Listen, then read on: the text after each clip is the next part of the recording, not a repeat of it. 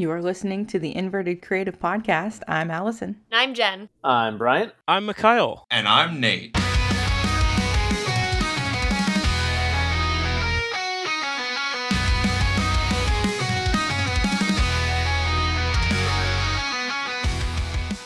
Hi, guys. Hello. What it do, baby? I have a question for y'all that is semi-related to our episode topic today.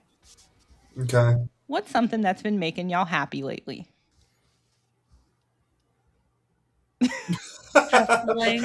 Looks of confusion as I ask about personal life. Efteling. Oh yeah, they announced a new coaster today. Yeah, they announced a new coaster today, right at the entrance. It's going to be so pretty. I have looked at zero about it, so just that it's a launched flying coaster thing. Yeah, by Vekoma, I assume. It's like the one that's going to Magic Mountain. Yeah, that's what I thought. Yeah, but it's not coming till 2029. 3 years. Oh, geez. Which means they're going to theme the ever-loving hell out of it. Yeah, it's going to have so much detail. To announce it this early is so crazy. Yeah. But also, you can't hide that construction. I think that are they going to have to use the parking lot? I don't know. Like I said, I was wondering if it's going to go, because there's the body of water right next to the entrance where the Aquanura show happens, right? Is it going to go like just like directly behind there, or are they going to?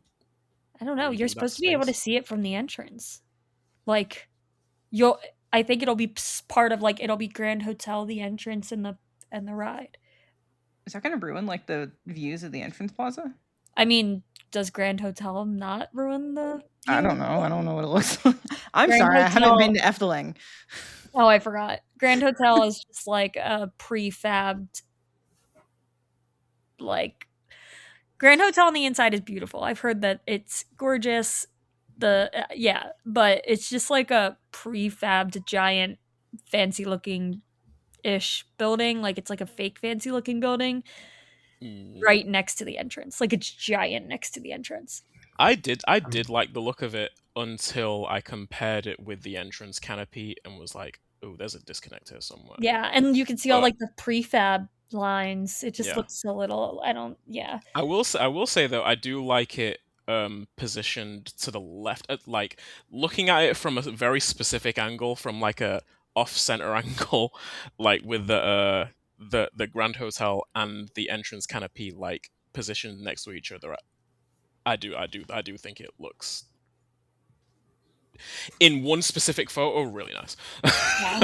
But it wasn't there yet when I went. I think that the thing though is that you're going to be able to see this coaster from walking in. Yeah, is it that far up? It's going to be the first coaster that you're greeted by as you walk into the park. As far as I'm aware. I feel like I should probably actually like look at some of these things, but also we're not on these podcasts. Yeah. Yeah, wait. Oh, so yeah, it's supposed to be literally right behind the entrance, next to the restaurant, like directly as you walk in. Oh, okay. Well, I mean, it might look all right. They've got 3 years to figure it out. It does look like, at least in the concept art, they still have a ton of trees. So I wonder if they're still going to have all the trees that cover it from actually seeing it from the parking lot. But it is literally right next to the entrance. I'm sure they're not going to Dollywood. So,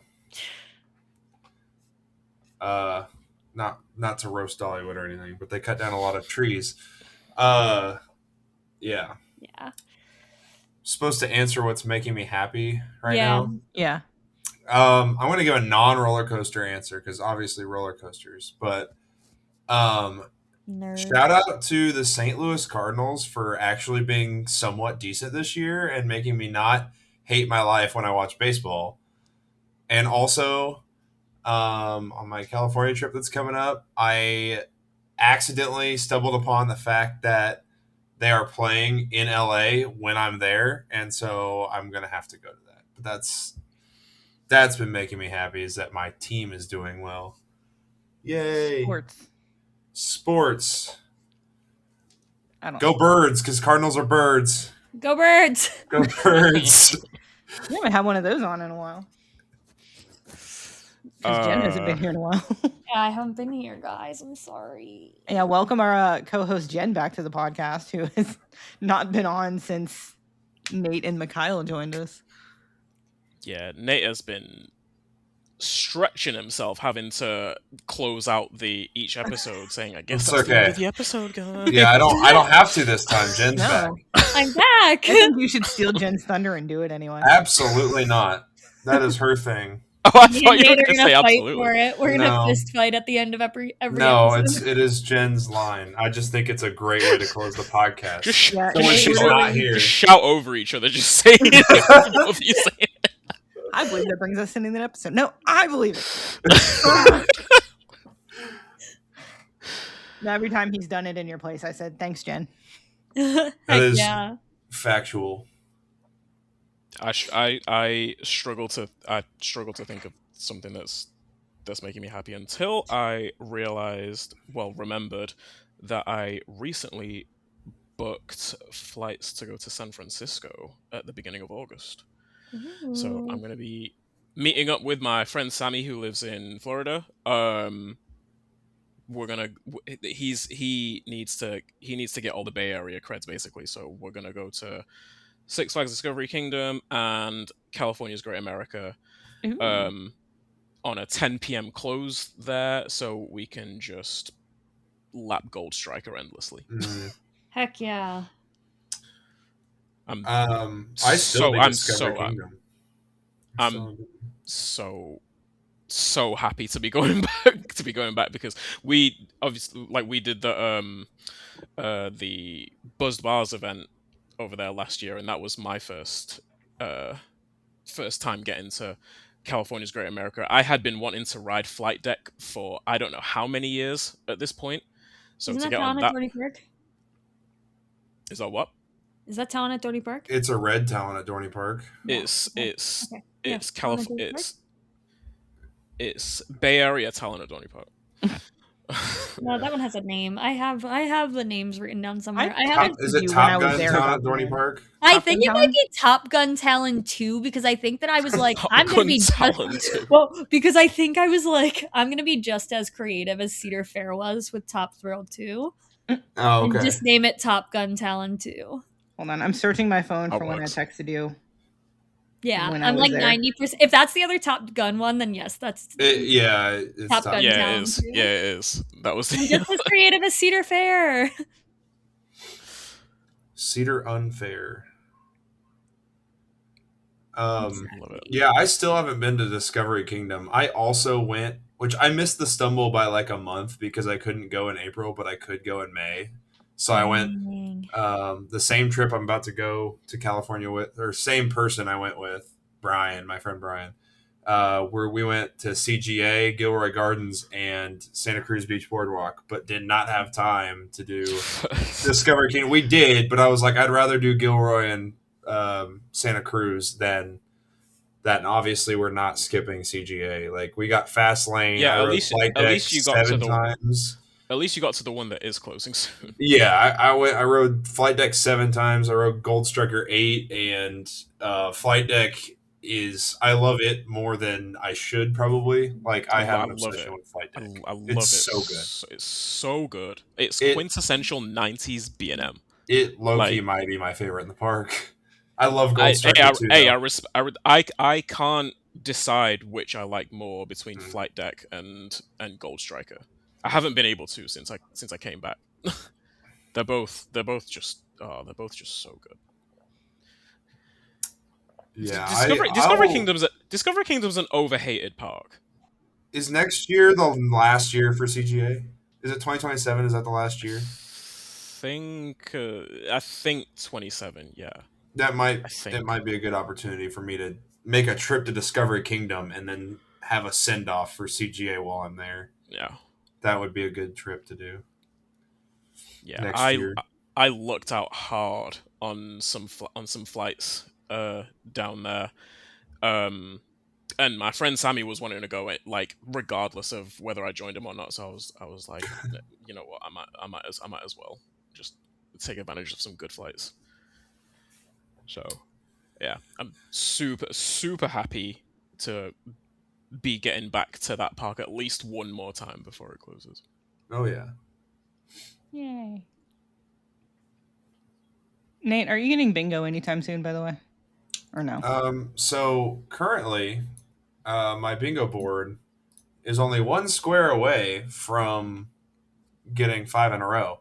But the square that I need is ride a coaster in the US, Canada, and Mexico. I have a trip planned for Canada, but I have no plan for Mexico, and it's killing me because I could have a bingo so easily with that, and yet I don't.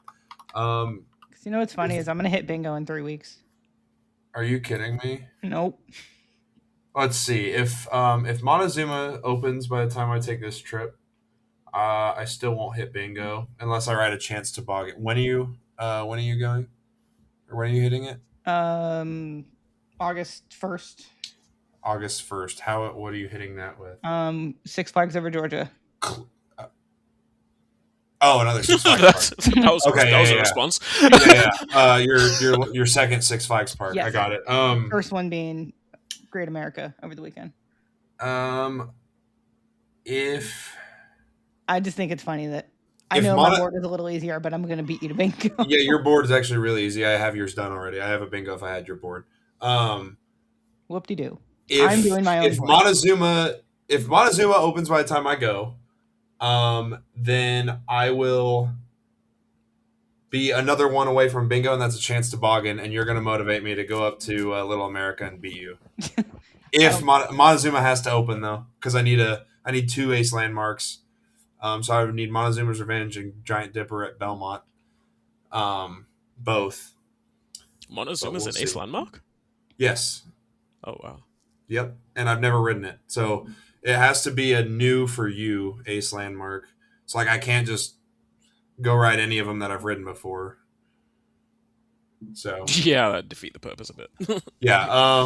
But I'll be completing my 4th park with 15 or more because I've got Cedar Point, Kings Island, and Energylandia. I'll have Magic Mountain. So that'll be done. And I need a chance toboggan. Which if you're gonna be like, I'm gonna get a bingo before you, I'm gonna go up to Little America and ride that chance toboggan before you.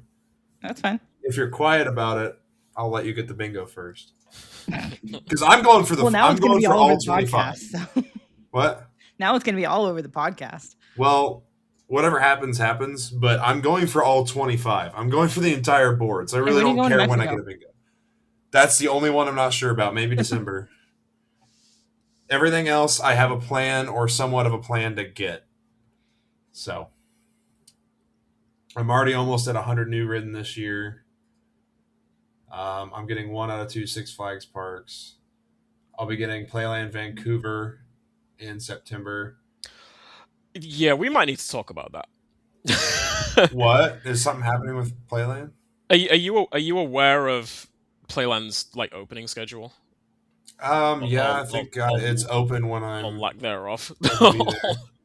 Yeah, I've looked at the hours. What does it say? P&E Playland is open from 11 a.m. to 9 p.m. on September 6th. I have it written down right here because I was planning the trip with Gary.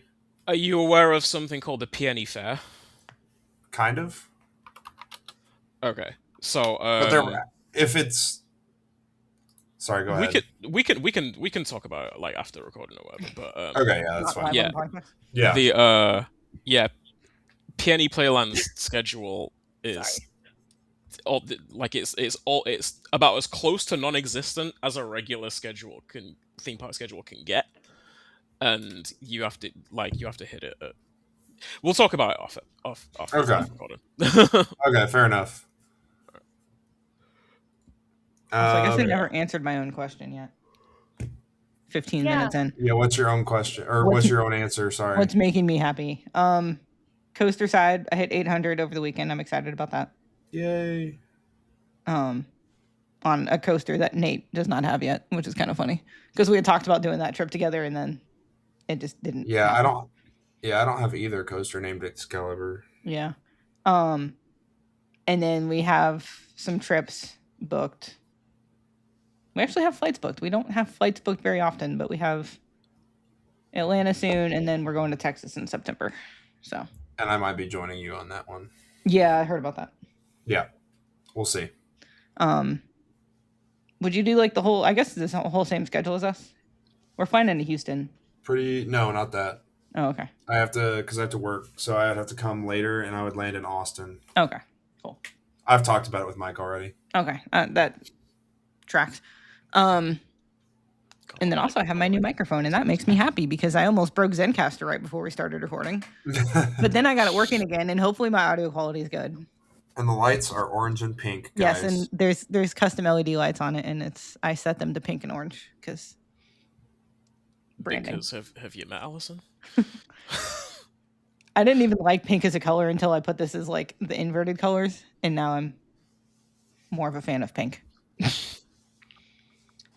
But hopefully the audio quality is better, and shout out to our Patreon supporters who helped make this happen, which was the whole point of the Patreon. Heck yeah. So thank you guys. You guys are the GOAT. Hopefully this improves your listening experience to the Inverted Creative Podcast. Because... Yes. Yeah. Because my brain just died, and that just shows the quality of the experience. Oh, boy. I actually have something else that you just reminded me of. I hit a credit milestone. Oh. Are you ready? Yes. 269. Nice. Nice. But what was 6-7? No. 267? Yeah. I don't know. What was 269? That's the more important one. I also don't know. Oh, okay. You just know that you wrote it. Wait, how do I tell on LogRide what order I logged things in? Can you? Unique attractions. I can do it by experience. Hold on. I have a whole Excel file, so I have no attractions. These are on. No, I don't. I can barely keep app. ahead of this. The other day I went in here and I was looking at stuff and I found like 4 things at Europa Park I never marked that I did. Oh my goodness. Well, I only do coasters. So. Well, where did I go? It would have been in the Netherlands. We could go right into the trip recaps. We could, yeah. And you can talk about it and figure out what you wrote along the way. Yeah, you know what's so dumb? It was at Plopsaland. But it wasn't Ride to Happiness. No. Ride to Happiness would have been my 6-7. 267. Perfect. All right. Because I think I wrote... Let me see. Hold on. Plopsaland. Was it #like me coaster? No, I didn't ride that. I actually skipped. Oh, no. I skipped it because... The queue was fun. Dancing. Oh, no. It would have been my 266 because I rode... Oh, wait, no. 267. Yeah. I don't know. Wait, let me see. I rode Anubis. Jen is bad at tracking creds. I rode Draconis, Heidi the Ride, and yeah, so it's 266. Heidi the Ridey. Yeah, exactly. Heidi the White Lightning-y. I didn't know where you were going with that then. Oh, it's the same layout as White Lightning. I know. Yeah, but it's not nearly as good. Heidi the Ride is fun. It is fun, but like it's not nearly as good as White Lightning. White Lightning's much better. Yeah, it felt like a Heidi ride to me. Yeah. Heidi is too smooth for its own good. Every kind of fun sensation is muted out of that layout because of how smooth it is. I thought it was just because, well, we'll get into this when we get into our topic, but I went to Plops on a very cold, gross day. So everything was probably running very slow and muted. Yeah, there's a very good chance of that. So, is Jen continuing with her trip? I think she's still figuring out her coaster count. Okay. Yeah. Yeah, so, okay, I have a trip recap. Yeah, because you were gone for 2 months. Yeah, but I'm not going to go over, like, Europa Park stuff. No. Because I go there enough. Shocker. I was supposed to... Except for that, Jen and I were there at the same time. Oh, we can go over that. Was fun. Yeah, so I showed Nate an actual best Europa Park day. It was so good. Like emotional when it was over. Like when we were leaving. Yeah. It was so good. Jake was bawling, wasn't he? Oh, Jake was fully crying. Jake was bawling. It was such a good day. My favorite though when Joey was like, Jake, are you crying? And he's like, oh, look at me. It was so love Jake. Funny. So we can go over that day. That day was so much fun. We did like I don't even know. We met you in the park a little bit later, and we of course did some of my favorites, Josephina's and Basement Dino Ride.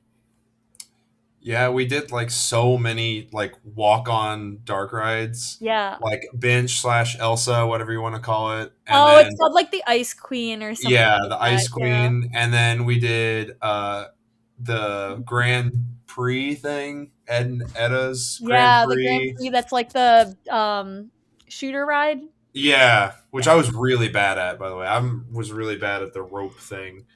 And then we did that like scary one. I don't even remember what that was. Yeah, we do have to mention, I think, that we brought you to see a Europa Park famous man. Yes. Tom. So anyone who has been to Europa Park, one of the, in my opinion, an absolute must do at that park is the beer gardens. And the one at the front of the park always has this like artist he's like Europa Park famous. His name is Tom, and he plays at Europa Park like every single weekend all summer, and he's like the best performer ever. So we went to the beer garden and we jammed out with Tom, and Tom literally gauged that most of his audience was English and changed his entire set to English songs. Yeah, it was awesome. And he played Country Roads and we sang along with him. It was incredible. We were singing and drinking the whole time. And then we went to go do I can't remember it's like their haunted mansion. Something to be Medici. Yeah. Yeah. I can't remember the actual name. So we did that, and then did we do Pico de Mundo? Yes, yeah, we did that one too. That's the one I feel like I remember us doing Pico de Mundo. Honestly, I can't remember the names of any of these. Yeah, so Pico de Mundo is like a little Italian dark ride. It's got the dog with the pizzas. Yeah, we did that too, and then we went back to the beer garden because for anyone who doesn't know, the other thing is that the main beer garden at the front of the park stays open and serves beer and has music an hour after park close. Mm-hmm. It was, and yeah. Yeah, you finish up your day at the park and you can still go to the beer garden and enjoy the vibes of the park, and then just leave at the end. So very fun. And that's after they extended the park hours by 1 hour to close at 7. Yeah, so then we stayed till 8.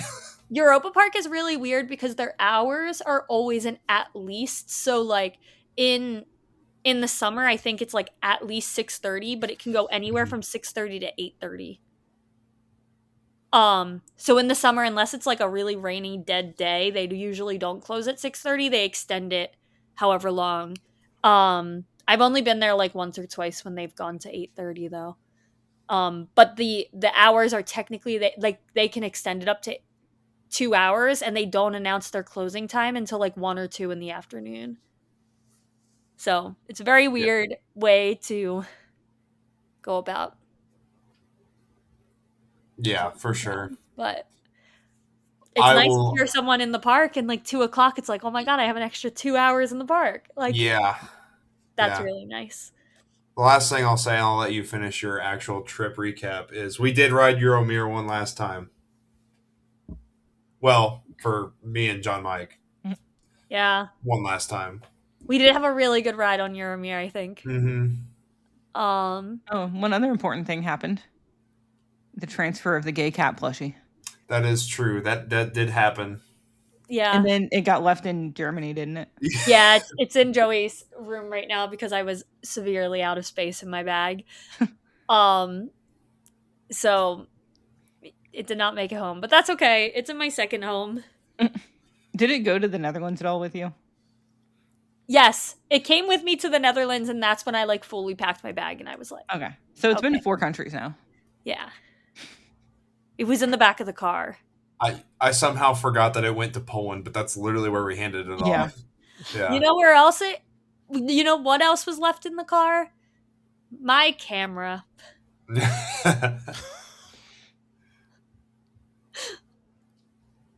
I did great, guys. But good news. Big shout out to Cedar Kev. Cedar Kev happened to be at Europa Park literally like a day or two after I left. So I messaged him and I was like, dude, can you do me like the world's biggest favor? And he brought my camera home. That's cool. Yeah. I was like, if you don't have room in your bag, I get it. But like, please. My camera. Please make room. Please make room. It's for me. He didn't seem really concerned if the camera wasn't going to fit. He seemed far more concerned. Like, he was really concerned he was going to break it. And I was like, this thing is like a beast from the 80s. Like, I promise there is like no world where you will break this camera. Like, and also if you do, it's my fault for asking you to bring it. Like, he was way more concerned about breaking it. He had them like professionally wrap it at the UPS store to ship it to me. Dang. Wow. I was like, you really didn't have to do that. You could have just thrown it in a box. It would have survived. And then you got to meet up with a former podcast guest. I did, and I forgot to get a picture. For shame. We had such a good day, and then we just had such a good day. We were having so much fun, and there is a video of us together riding the Swan ride somewhere, but we forgot to get a picture. For context, Jen got to meet up with Books and Roller Coasters, Anne. Yeah, we got to go to Efteling together, which, if you guys don't know, is like my favorite park. We got to go to Efteling together, and we had like the best Efteling day. We did not like rush anything. Like, our group that was going was all like, we've all been there before, so there were like two things that we had to do, Baron and Villa Volta, because I had never done those. But then outside of that, we were just like wherever the day takes us. So super chill Efteling day. And yeah, what else? We did Drumblucht. I feel like we didn't get it was a really busy day at Efteling, so I feel like we didn't get a ton in. I was a little sad we missed Vogelrok. But we did get, what else? Symbolica we went on. Was Yoris closed? Oh, one side was. One side was, so then the other side was so long we decided not to ride it. Yeah. It was like a 50-minute wait for it. Oh, wow. Yeah. So we decided not to. We did Fliegende Hollander. I love that ride.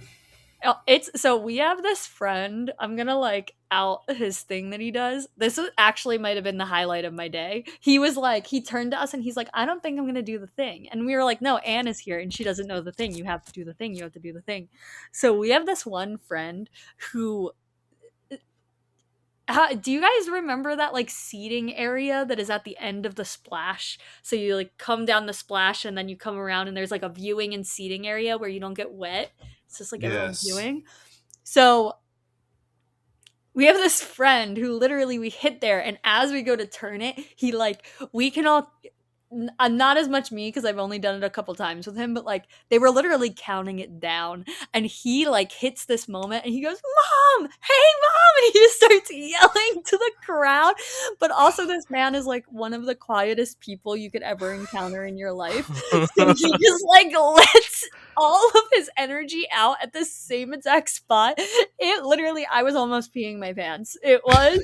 And then Anne was just like, I don't know what I'm supposed to be excited for. And we're like, we promise you'll know. And she's the whole time, she's like, I don't know. And then she does turn and she's like, I don't know what I'm supposed to be looking for. And then we're like, 1, 2, 3. And he just like lets loose. And people just watch our boat. It's like so stupid, but it's like my favorite thing that I've experienced on that ride. That's incredible. It's great. And to watch someone who has no idea it's coming also just react to it is like very, very fun. Yeah. That's extremely random. Where did that start? I have no idea. I wasn't there when it started. I have no idea, but apparently it's been happening for like years now. And he does it like religiously every single time that he rides the ride. That's incredible. I love that. Like even I love that funnier, so much. I wish that you guys like knew him to understand like how quiet and like he's so like reserved and mature and quiet. And then to just like have that, and he's like screaming. He's just building it all up. Yeah, he literally like lets out all of his. To then ride Flying Dutchman and yell at his mom off ride, who we haven't determined if she's there or not. No, she's not. That's the best part. Like, he has no idea who these people are. Not a single person there does he know. He's yelling to random people, and he just. And he's like entertained by watching them try to figure out who he's yelling to. Everyone just looking around. Everyone's like looking around like, what is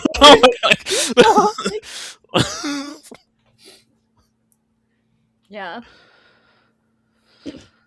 Okay, so I think that's really... unfortunately, our Efteling day was like kind of too packed to do too much.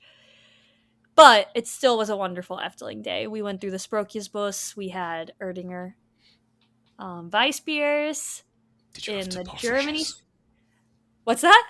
Did you have topofrages? No, I had no pofrages. I actually have never had Efteling pofrages. I was gonna say, have you ever had them?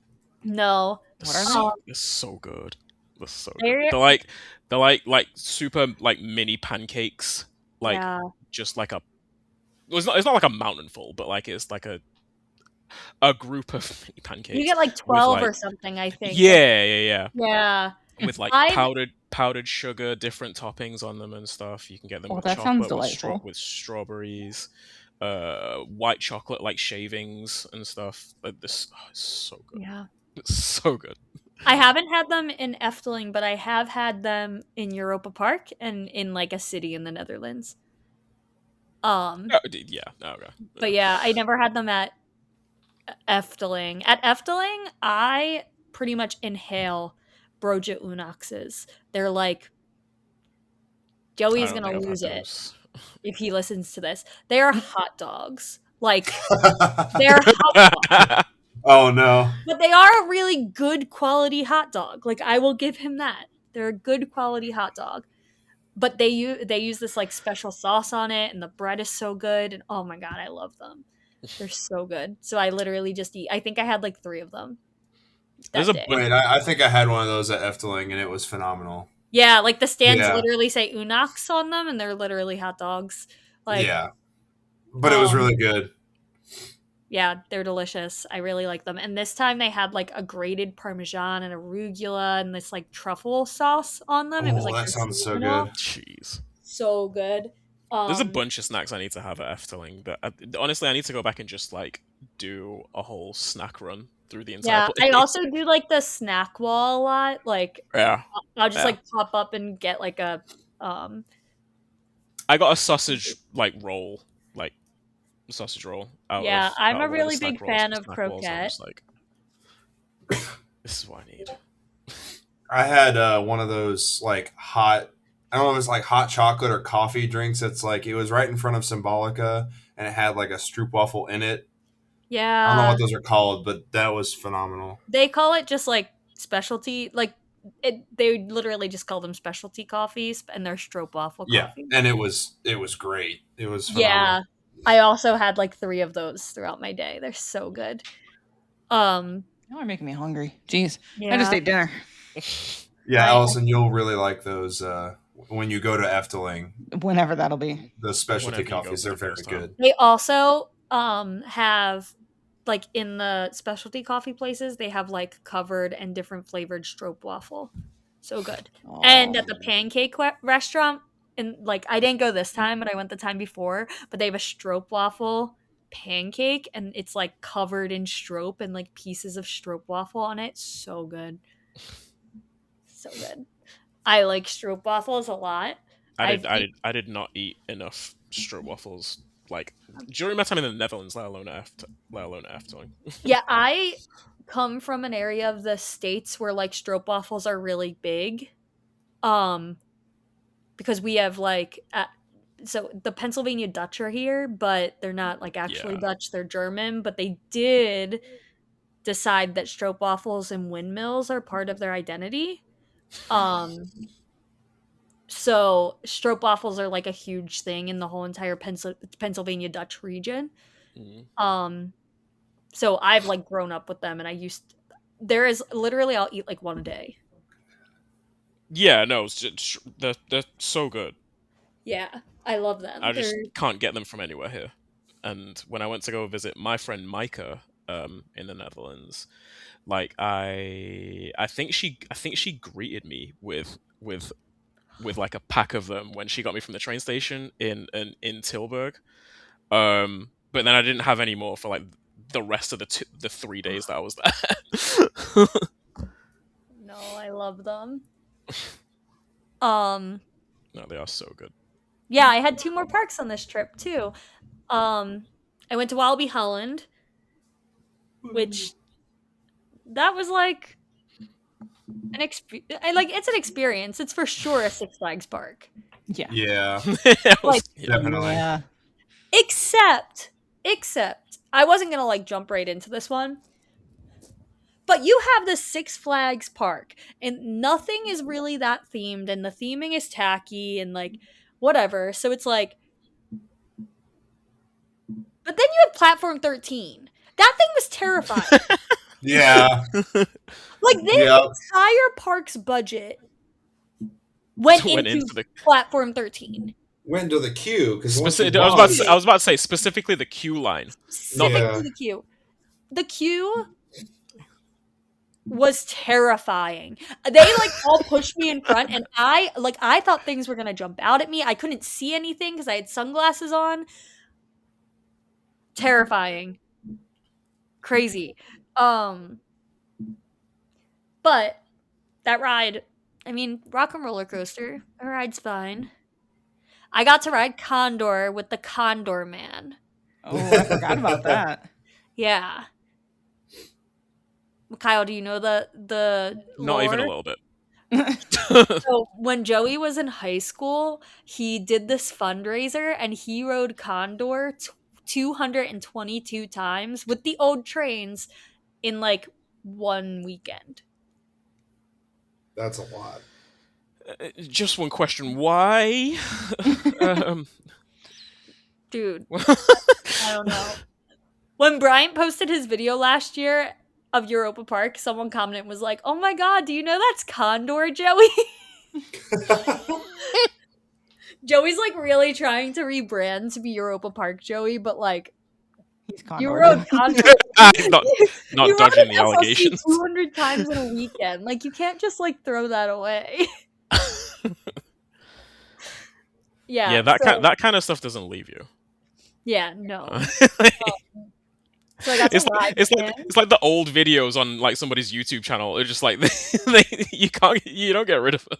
Yeah, if you actually search Joey's name, the first thing that pops up is him doing this challenge. Let's see. That's incredible. Yeah.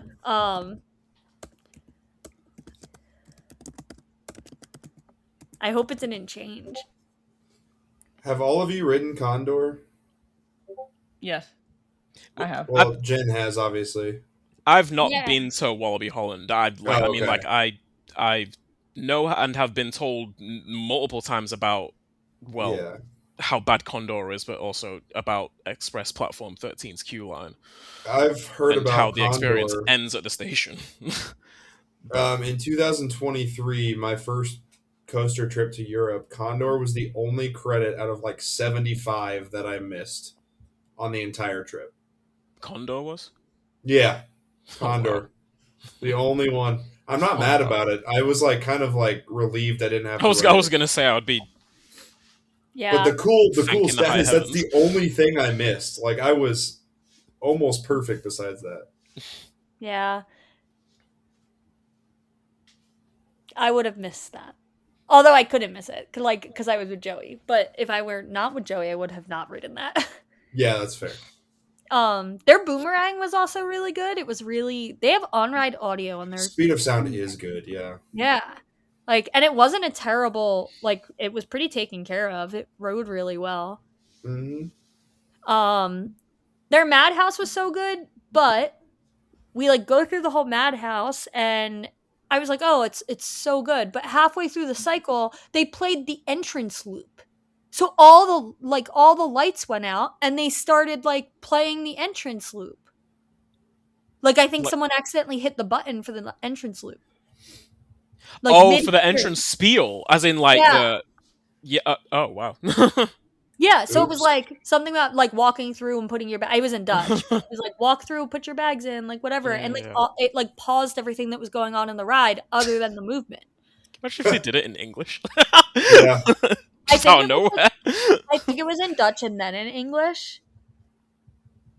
I think they did Dutch and then English, so it did happen in English too. But at that point I was like, why did programming allow them to do that? Like. Yeah. It made me so mad, but then I also was like, we just waited 2 cycles for this, so I really don't want to wait again to get the full experience, and I don't want to do that pre-show again to get the full experience. Like, that sucks. Yeah. Very upset about that. Is it like Phantasialand's Madhouse where the pre-show is just unnecessarily long? Like, all of them just have unnecessarily long pre-shows. So because Houdini does a great adventure. I think that the pre-show Hex Alton Towers isn't too bad. Yeah, that one was fairly. Well, there's like 2 of them though, isn't there? I was gonna say, wasn't there like 3 different rooms? There's like 2 or 3 rooms on Hex. I think some of them feel less because you have multiple rooms, but I don't think that they're really crazy long. I think they're one ride cycle. Oh, yeah, the ride cycle is pretty long. Yeah, I think that it's literally just one ride cycle. So all of them are like the same length, but unfortunately, a ride cycle is pretty long. Yeah, well, I would rather one have effectively one pre-show broken into 2 rooms, and have them both feel like they're getting on with it and progressing you through the experience, rather than just having one like stupidly long pre-show and it's just like, all right. Yeah, and I could imagine too, like the pre-show wasn't in English, so like I was able to understand the pre-show, and I enjoyed the pre-show, but I could imagine that if you're in that room listening to them just like gibberish speaking Dutch, like it wouldn't be enjoyable for that amount of time. Me on Villa Volta. Yeah, like Villa Volta is the exact same way, but at least they might both parks might actually do this. But for sure Efteling does. Efteling's has translations in the app, so you can go to translations and it will pick up the sound around you to make sure it's with the pre-show. So that one is a little better because of that, but still, if you're staring at your phone and just reading and you're not experiencing the show, I could imagine that it feels really, really long. Yeah. But I thought that the Madhouse, like, other than that, I thought the Madhouse was really good. I really enjoyed it. So. The outside of it looks tacky. It's just like graffiti on a castle. Oh, yeah, I've seen photos of that. Yeah. I haven't been to Wallaby Holland since like I got into doing the madhouses, so I have no idea what it looks like. Yeah, it was right before I knew about madhouses. I didn't. Yeah, it's like a castle-looking building, but then they literally, like, to make it fit in more, just threw graffiti over it. Is the Madhouse ride hardware in the castle? I don't know. Oh, I think I do remember seeing that building and being like, "That's weird." Okay. Because I've definitely seen photos of the castle with graffiti on it, and just thought that is random as hell. but if I took any pictures of that. But I didn't know if there was a ride in it or anything. Yeah, the Madhouse.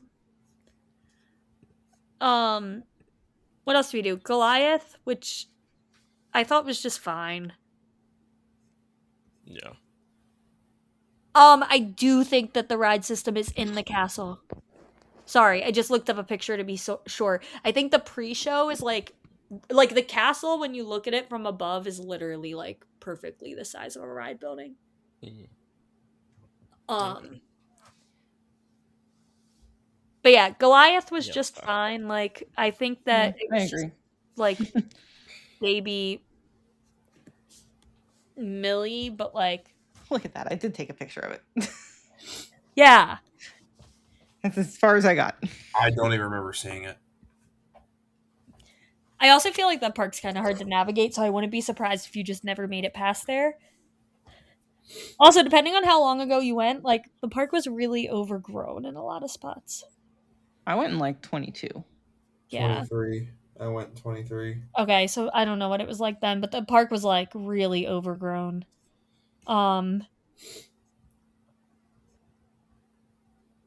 don't know. I don't think I have anything else to say about Goliath. It just is there. It just exists. It's really sad because I was really expecting more of Millie and just got like a rattly mess. That like wasn't very thrilling. I've heard people come off of that thing and say, "Oh, it's the best coaster in the park" and stuff. But then I've also heard people say something to the effect of, agreeing with you. It's just okay. It's there. I mean, I really think the only competition is Untamed, and if you don't really like if that's too intense for you, it probably is the best coaster in the park. You don't really have any other competition, in my opinion. Like, yeah. I mean, kind of Platform 13, but also, like, I don't know. They're so different. But, yeah, for me, that one wasn't doing it.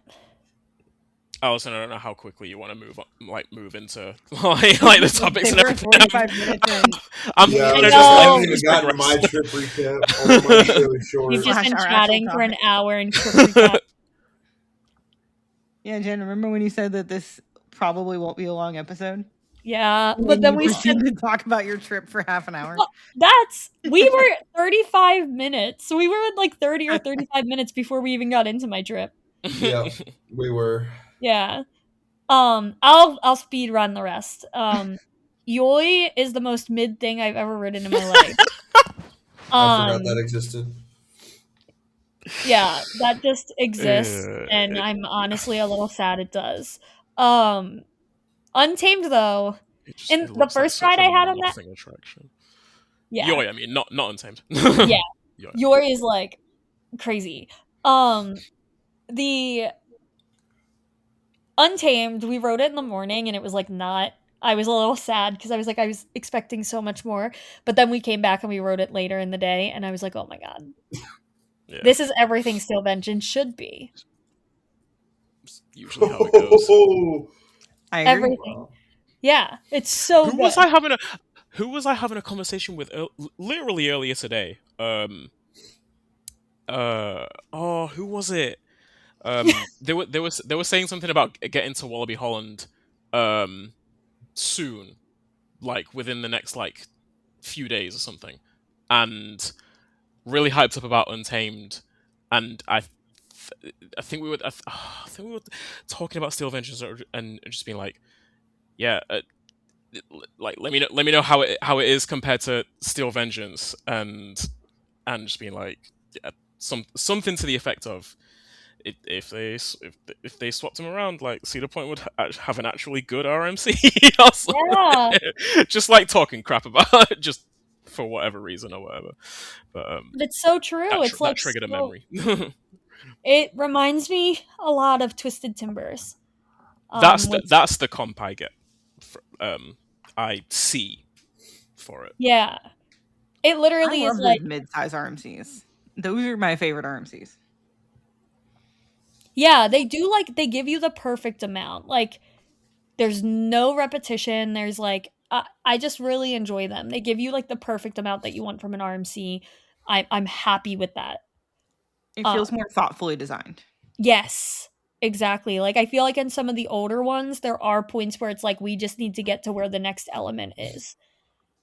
Which is not necessarily their fault. I feel like it's just because of the way that wooden coasters are. Like wooden coasters are just air hills, like airtime hills, laterals, and back and forth. So it's like they're just trying to get to the next section that they can throw an element in.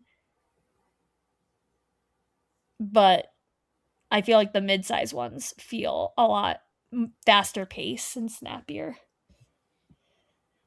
Okay. I think that's it for Wallaby Holland. I don't think I did anything else there. And then I went to, this one's going to tie us into the episode topic, guys. Then I went to Plopsaland. Nate still has to do. I have my whole. Yeah. Oh, segue us right into the topic for Nate to segue us right back out of the topic. Yeah. Dang. To be fair, Nate, I literally put on there, I don't know, but you said you have a recap, so I don't know which trip you're talking about. It's the best trip that anyone has ever created or ever taken in that. Okay, well, do you want to do that, and then I'll do Plopsaland as a transition? Yeah, that's probably a better way to do it. Yeah.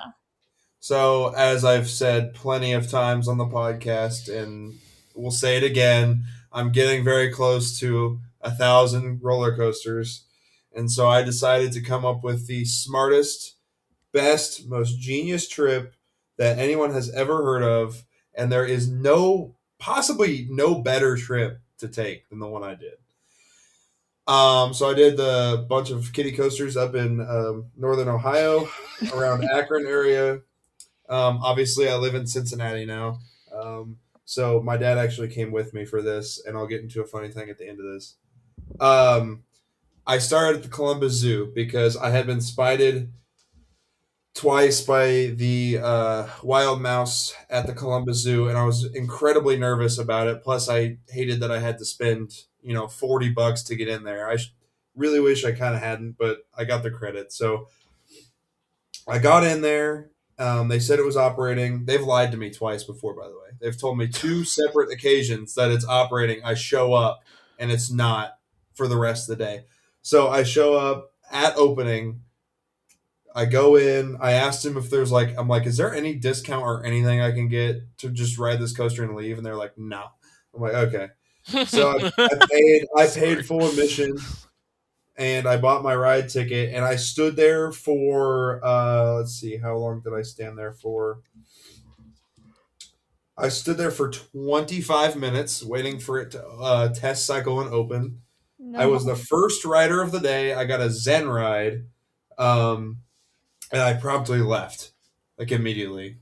I got there at 9:55. I was on the coaster at 10:22, and I was out of the park by 10:25.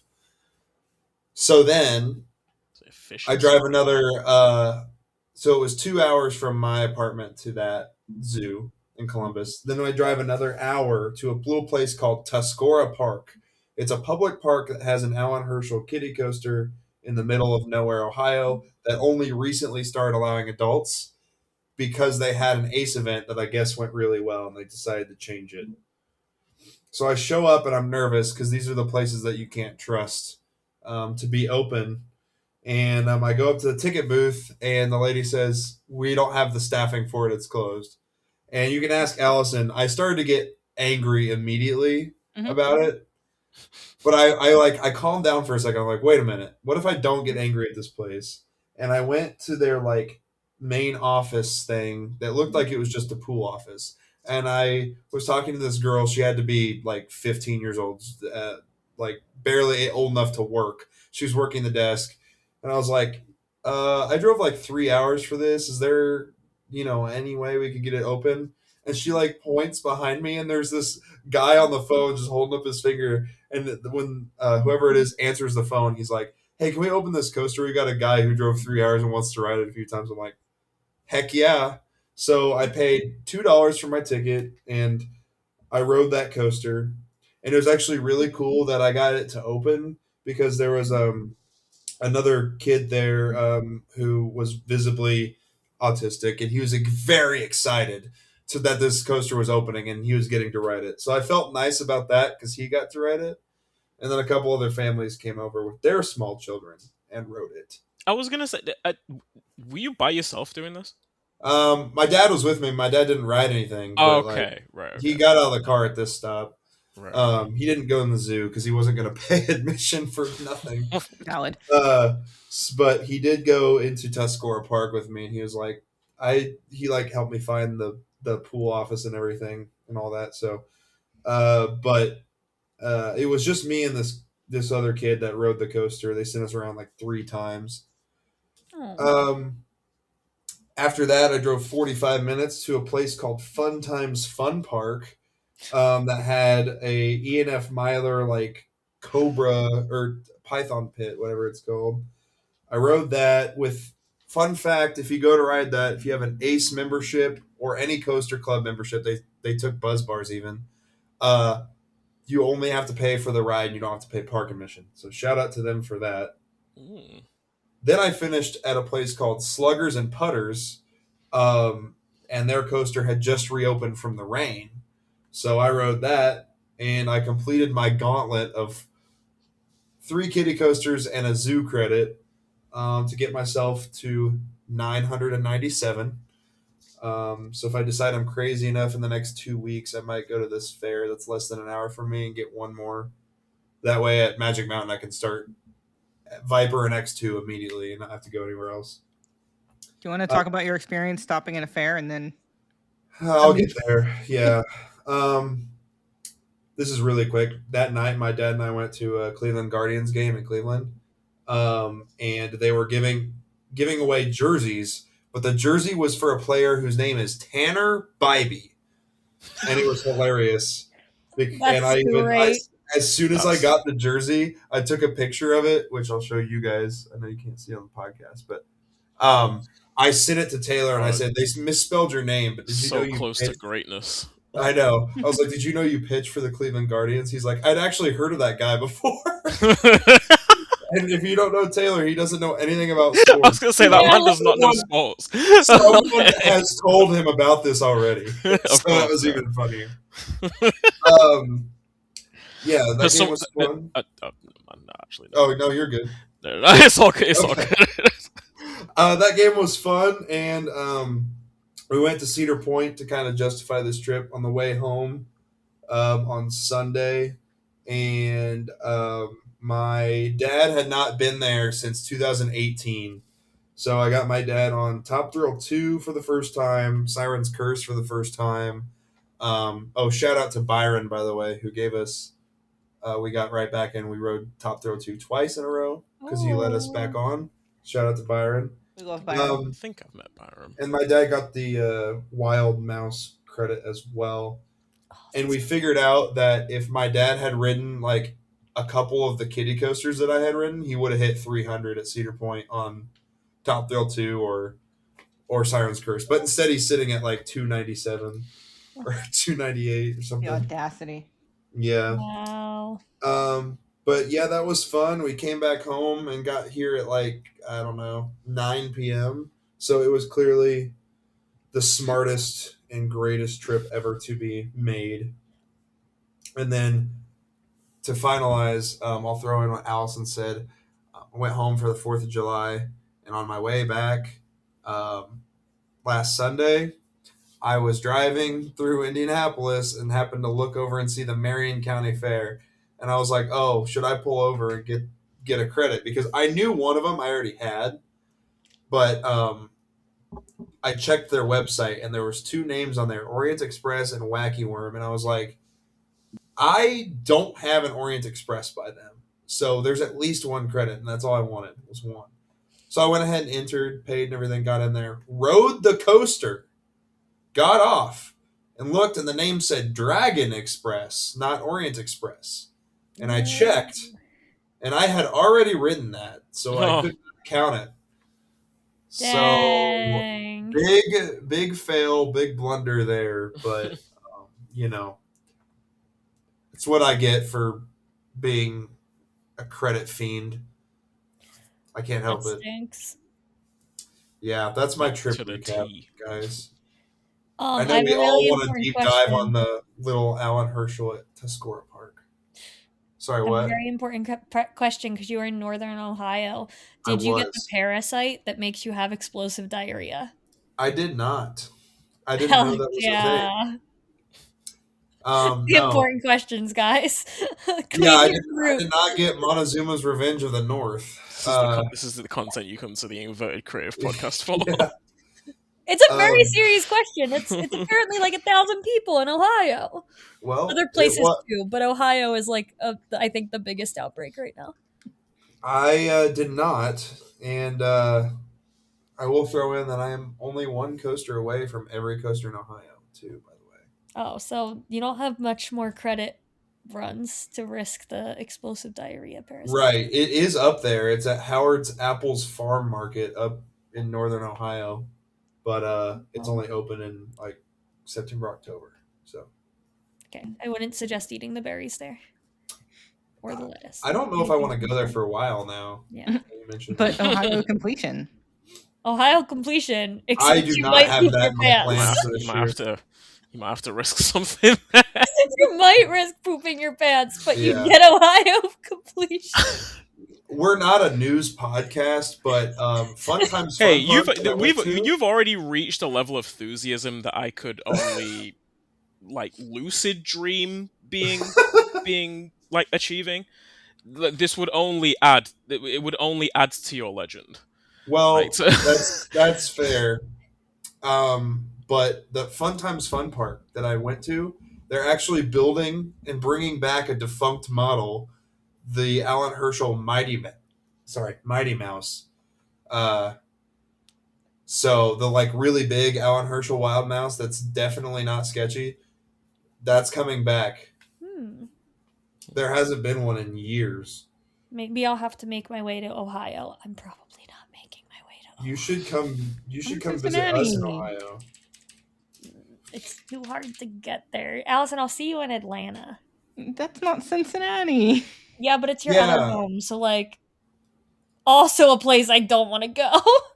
Maybe I will go to Atlanta. Go to Atlanta.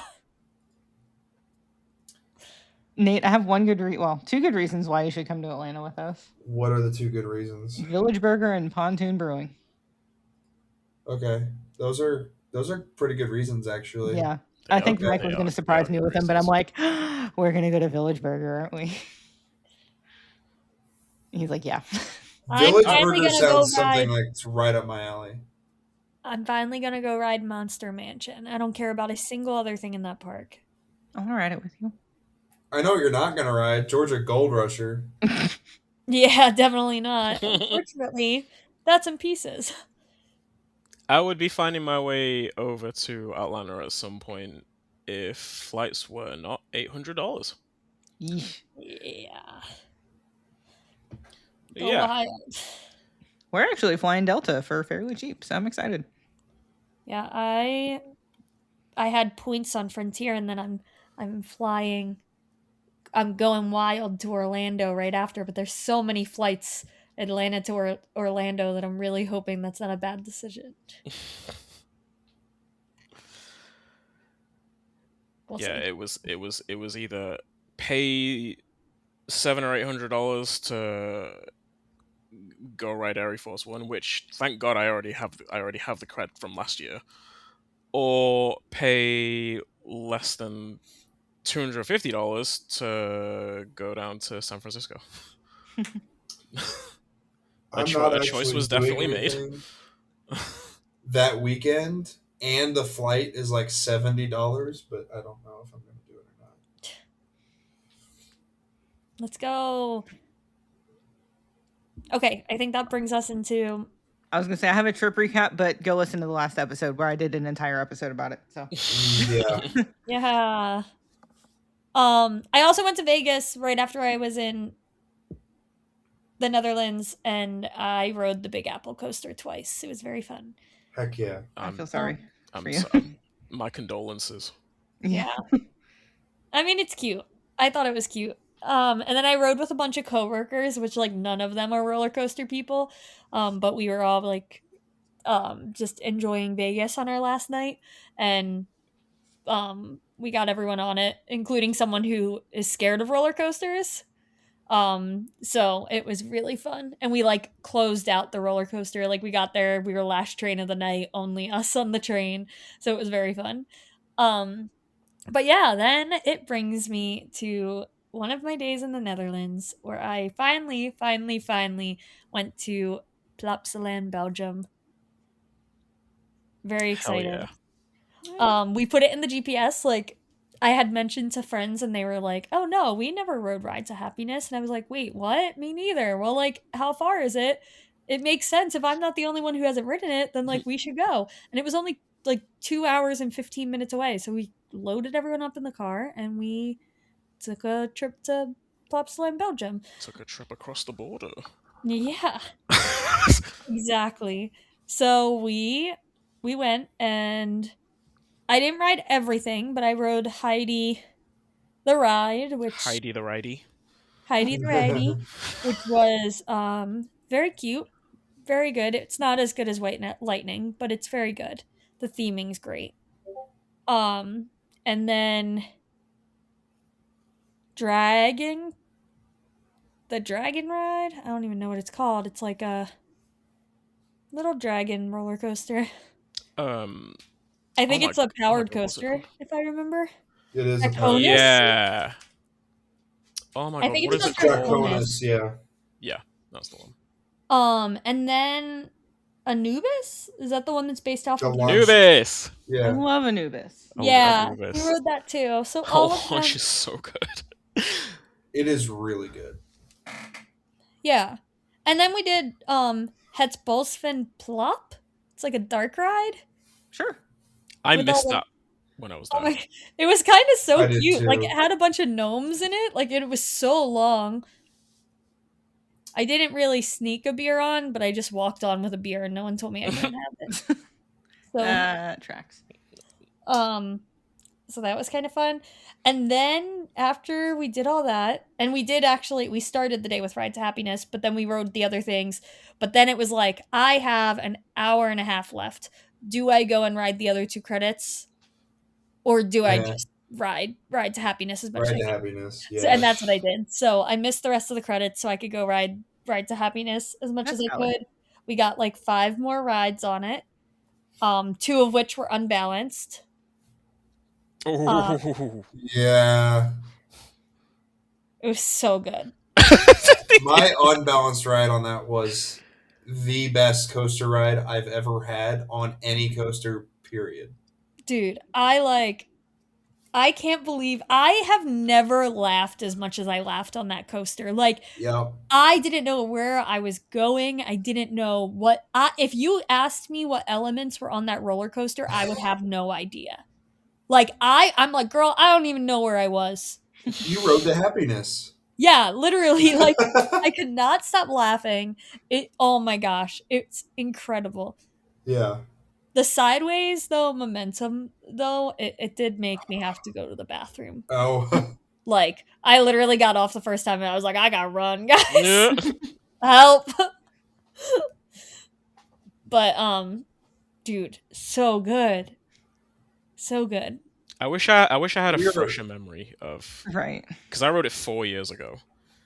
I wrote it 3 years Like- ago, and I still remember it. Like I still remember how I felt like multiple times hitting the brake. I wrote it like I went in April of 2022, and like it was not busy at all. So I got like somewhere in the region of 15 to 20 rides on it. Like, Oh, you beat in a- me. in a I got day. 13 rides on it. Oh yeah, I definitely got more than 13. Wow. So yeah, like multiple times I have memory of just hitting the brake run and just being like, what? Just like, what even is this ride? But yeah, I wish I remembered more like specific moments from my rides. I remember some, but like not as many. I don't remember specific moments from my ride, but that's because it was insane and I don't know what was happening. No, it wasn't. That's a grown one. Gronaland. Gronaland. I'm a super agent.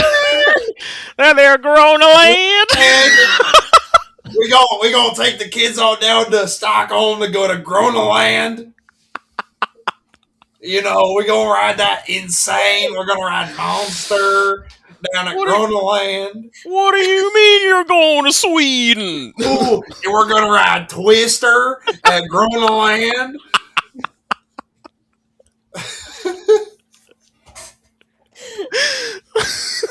These kids gonna have Stockholm syndrome by the time we're done.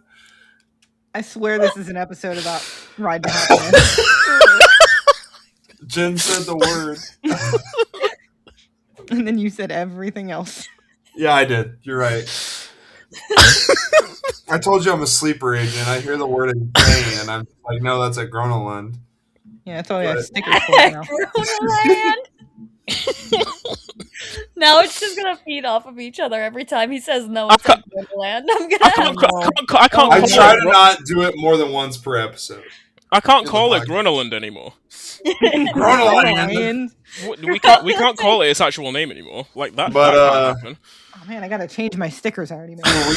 Reel this back in. We're talking about Plopsaland. And Ride to Happiness. Before we get too deep into our discussion, now that everybody's dying, thanks, Nate.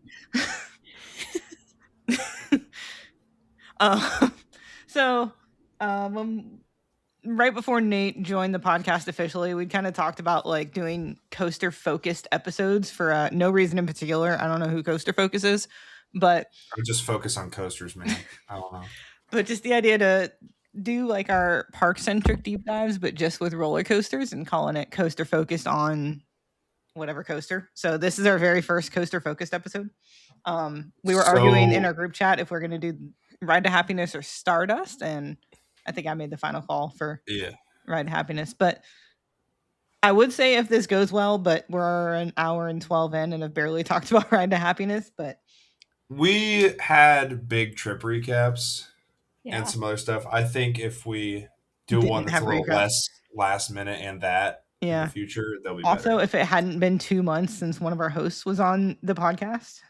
Right. Man, Nate. Yeah, what the heck?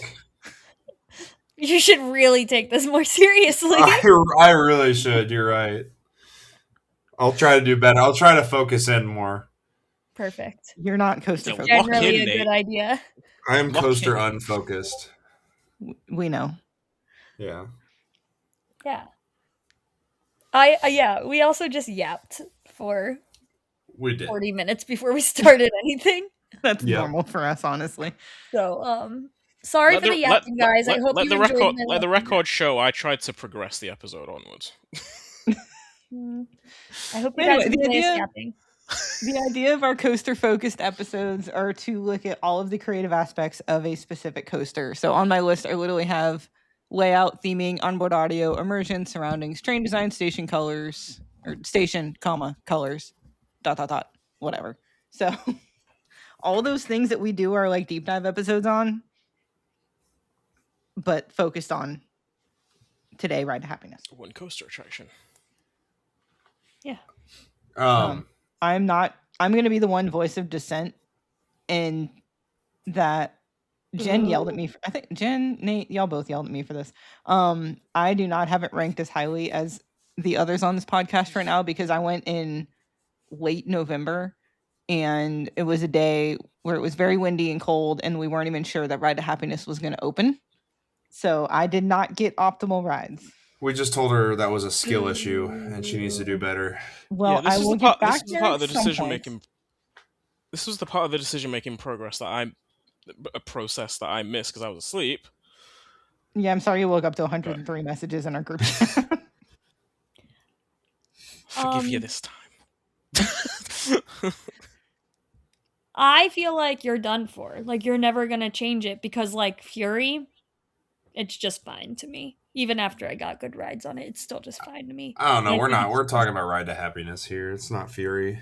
Yeah, but my first Fury rides, I have the same exact thing that Allison is saying right now. I didn't ride it in like good conditions, and But, I wasn't. I really know it's a treating it ride I well. would love more if I had better rides on it. It is my type of ride. Skill issue. Well, Yeah. I'm sorry. It has a rolling launch, Allison. It does. And again, this is part of why I know I would love it more. I mean, it's not that I hate it. I have it at 14 right now. That's but far I know too it could be low. higher. It's got a rolling launch with a airtime hill on it. And that's even better. And the magnet, right? Isn't that the launch? And the magnet that like makes you spin, yeah. Yeah. Dude. Which is maybe one of my favorite moments of that ride. Although like the entire ride is my favorite moment of that ride because for a long time it was my number one. And by a long time I mean like a year and a half, but it's because of Voltron, I'm sorry.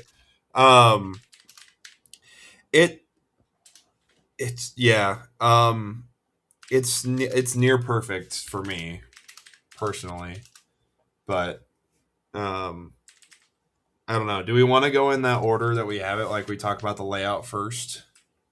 Because I can kind of run down what I think actually, clearly this is going to have spoilers. If you do not want Ride to Happiness spoilers, this is the part where you could probably leave the episode. I hope you enjoyed our yapping and trip recaps, but this is the part where you leave if you would not like any spoilers.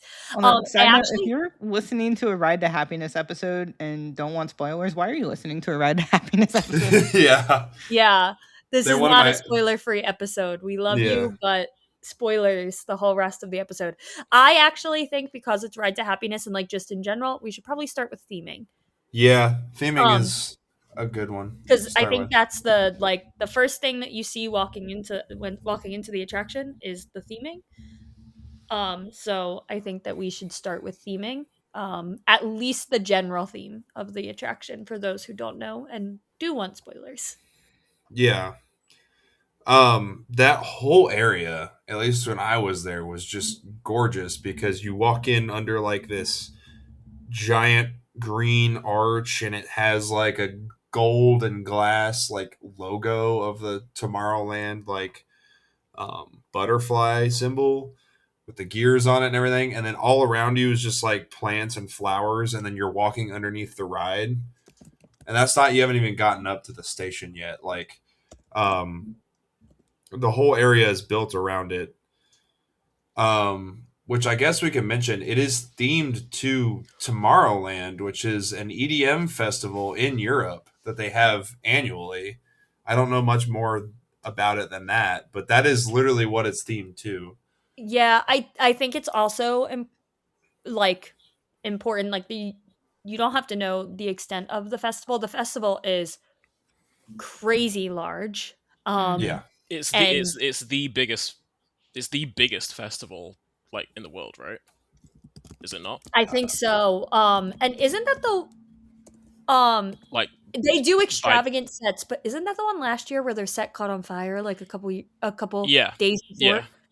Yeah, like, and the set was like the sets are massive. Absurd. They always are. They've just gotten more and more elaborate and more outrageous, like year by year. But I just think by like attendee population, by simple square footage, by size of the size of each set, size of each stage, I think that like it is, if not the biggest, like among the biggest. Yeah, I believe so as well. And then also, just if you don't know EDM festival vibes, which of course I'm not the most well versed in them either, but a lot of it centers around like peace and love and inclusion and happiness. Happiness. And the official slogan of Tomorrowland Music Festival is actually "Live Today, Love Tomorrow, Unite Forever." So Ride to Happiness kind of fits right into that. The name is taken from one of the stages, which was called the Key to Happiness, and that's why the station looks like a keyhole, like on the front where you come out. Okay. Yeah, I that actually makes did not sense. know that. Is the actual building like It's a taken from keyhole. that? I did know it was a keyhole, and I knew it Yeah. came from like a set, but it. So let me see what year it was. It's definitely the name. It's definitely the name of one of the sets. The Key to Happiness. Aggressive typing. Yeah, that's actually a loud ass really creative. Really creative of them to do that. 2014 was the central theme. The Key to Happiness was the central theme to Tomorrowland, which, of course, like featured. It's one of their more iconic like set designs that they did. Yeah. I mean, I'm just reading off of a blog, like the festival, within like I guess like the whole umbrella lore of Tomorrowland, the theme encouraged attendees to look within, embrace the present, and celebrate unity and love. So it's like you said, like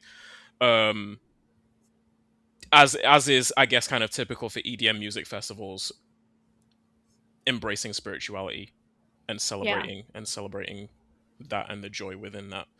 It is very much put to the pushed to the forefront of the overall atmosphere of Ride to Happiness as an attraction. So they really did well with I guess birthing Ride to Happiness as an attraction from what was already there. Yeah. And the whole like station building and everything is just, it's gorgeous too. Mikhail, let's call back to a few episodes ago. Is it Art Deco or is it Art Nouveau? I can't remember. So I would interpret it as Art Nouveau. Okay. So one thing I like about just like the thematic sort of intention in the architecture is that it kind of fuses Art Nouveau with a lot of naturalist elements as well. I think you mentioned a lot of the flowers, a lot of the light fixtures, a lot of the lampshades on the light fixtures are themed to flowers. Yes. Right? So they merged those two well, and then with a lot of steampunk elements as well. Yeah, there's a lot of gears. Yeah, a lot parts, of gears, cogs, a lot of cogs. You see it on the trains. The Ride to Happiness is like central logo, like the outer shell of it is a cog, or a gear. So there's a nice fusion of like different architectural elements, I'll say. Yes. Good call back to that episode. Yeah. Well, I remember mentioning it specifically. Yeah. Well, no, it's the episode art for that one. Is the yeah, you're right. Ride to Happiness Station.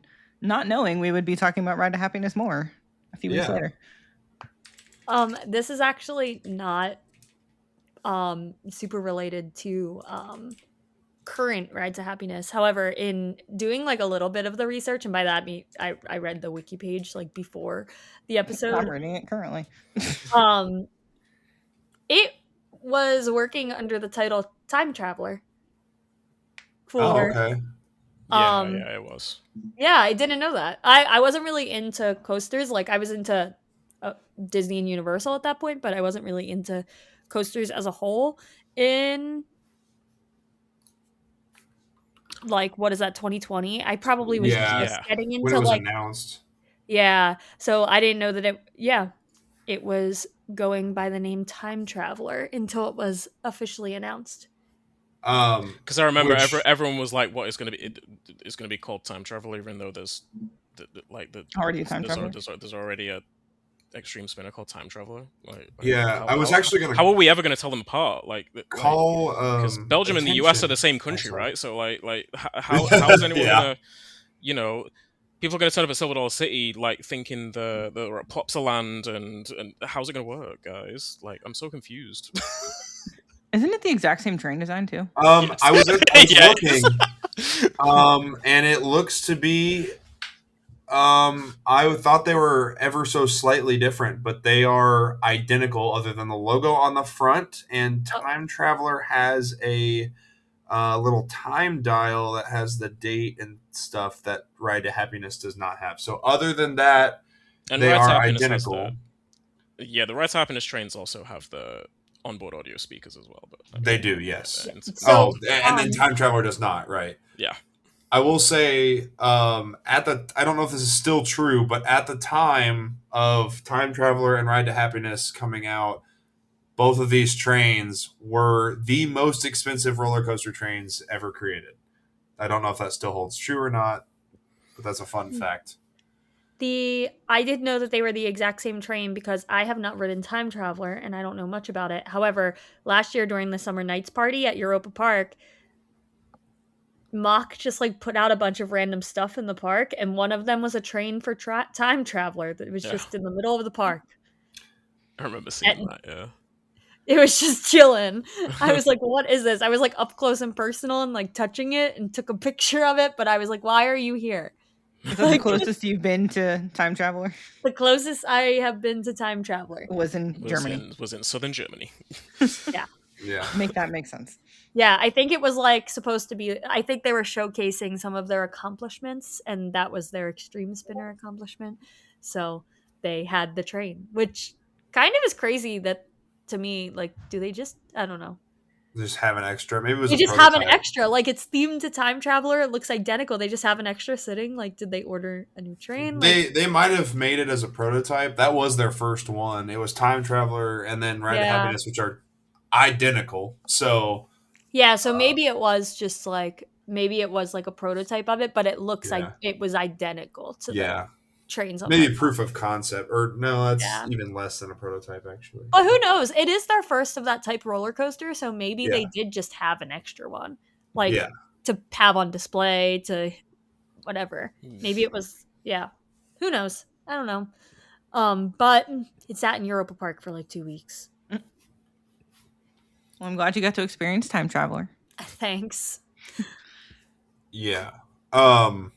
Just, and then obviously the trains fit in with the theming so well that it's just like all around. It just works. Yeah, I've always thought of Ride to Happiness as an interesting one because it's not what I would call like a demonstration of like immersive theming. But right, like while riding it. Well, just in general, whether you're on the ride or just like in the like on any of the walkways or in the plaza or anything. But but there are hints of it all around you. Like it is kind of in little bits, or like to varying degrees, like everywhere around you. There's no point where you're like stood within like in the midst of that attraction and can look in a certain direction and you'll be taken out of it like a little bit. Right. Yeah.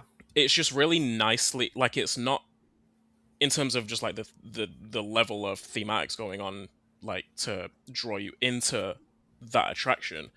It's done tastefully. Like it's a good amount. It's not not overwhelming or anything. It's a little bit of what you get with the Plopsa Land parks is that like you just get they put money, they put time and effort into their theming, but it's not something you're going to get at like the truly immersive parks. But like they do a great job in their own right. Yeah. And that's exactly what Ride to Happiness does, as you said. I do prefer its execution thematically to Time Travelers, I will say, and I mean like the comparisons between the two are going to be inevitable in this episode. Papa, we did it. But yeah, aside from obviously Time Travel overall being much more family friendly in comparison to Ride to Happiness, which is much more intense forces wise and everything. I do think just as an attraction, Ride to Happiness is executed better. From a thematic standpoint. Yeah, I just think that they do such a good job with like having. You've already essentially said this. You have enough theming to feel like you're part of the experience, but also not so much that it's like overwhelming. Overwhelming. It's just enough to understand, but also I don't think they're trying to I think what makes it a little bit different is like they're not trying to sell you on like a story or an actual like they're not trying to sell you on a story like Baron, for example. Like Baron, they're trying to sell you on a story. Like that theming is so immersive and so good because they're selling you on a story. And even, I mean, Voltron's pretty similar, I would say, because they're not telling you a full story. They're really just getting you into the experience. But like with the whole Tomorrowland vibes, like they're not selling you on a story and they're not selling you on like a time period. They're selling you on like a vibe. Yeah. And on an experience and on like a feeling. And sure, it's like very steampunky because that's Tomorrowland. But for the most part, they're selling you on unity and love and happiness, not an actual story. Like, I hope that makes sense. No. Yeah, no, it does. It does. No, for sure. It's more vibes than story. Actually, it's actually almost like ties into our next talking point. It's because it's part of the theming, because it's Tomorrowland and all of the EDM festival music. That's why they have the onboard audio that they do, and that is part of the theming.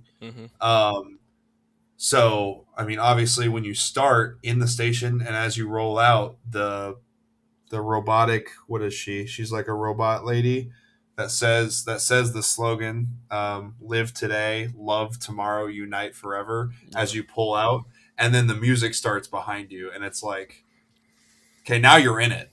Yeah, Silent Q was not working when I wrote it. Okay, you just need to go back. I don't. Why did you go at such a terrible time? I did not get the full experience. So I will say that, like, I had... You didn't get an experience. I got right to happiness, okay? You wrote Sierra Sidewinder in Belgium.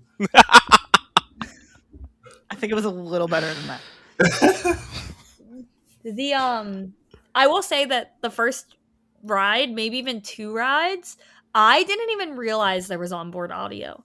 Like, I think because the second we hit that launch, like, just the excitement was so high, and then I couldn't stop laughing, and like I had no idea there was onboard audio. That went straight over my head, and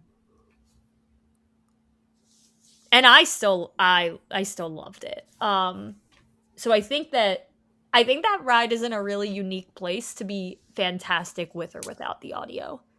Yeah, I actually can speak to that because I agree that it's phenomenal without the onboard audio. But when I was there was one specific set of seats. So only train, I'll just call it train 2. There were 2 trains running.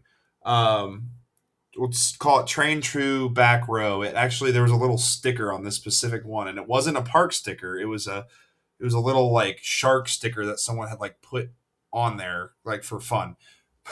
But that one was on there, and that was the seat that the onboard audio wasn't working on. The other 3 cars and the opposite side of that, and the entire first train, it was working. It was just one set of seats that it wasn't. And I got that seat because we kept riding in the back row, of course. I got that seat probably 4 or 5 out of the 13 rides. The majority of them had onboard audio. But it became noticeable to me, the difference between having the onboard audio and not having the onboard audio. I was having a better time with the onboard audio because it was the vibe. It was getting my like heart rate up. Like, I love EDM music anyway, but it was flowing with the ride. Some of it matched the elements. Now, I don't know if they did that on purpose or not, or if the way it was working just lined up. And it added a whole layer to it. And would it still be my number 2 if it didn't have on-ride audio? Yeah, probably. But I could start to tell a difference by the end of the day. You start to feel like not that your experience is missing something, but it's a little bit just like I'm used to there being another element to this.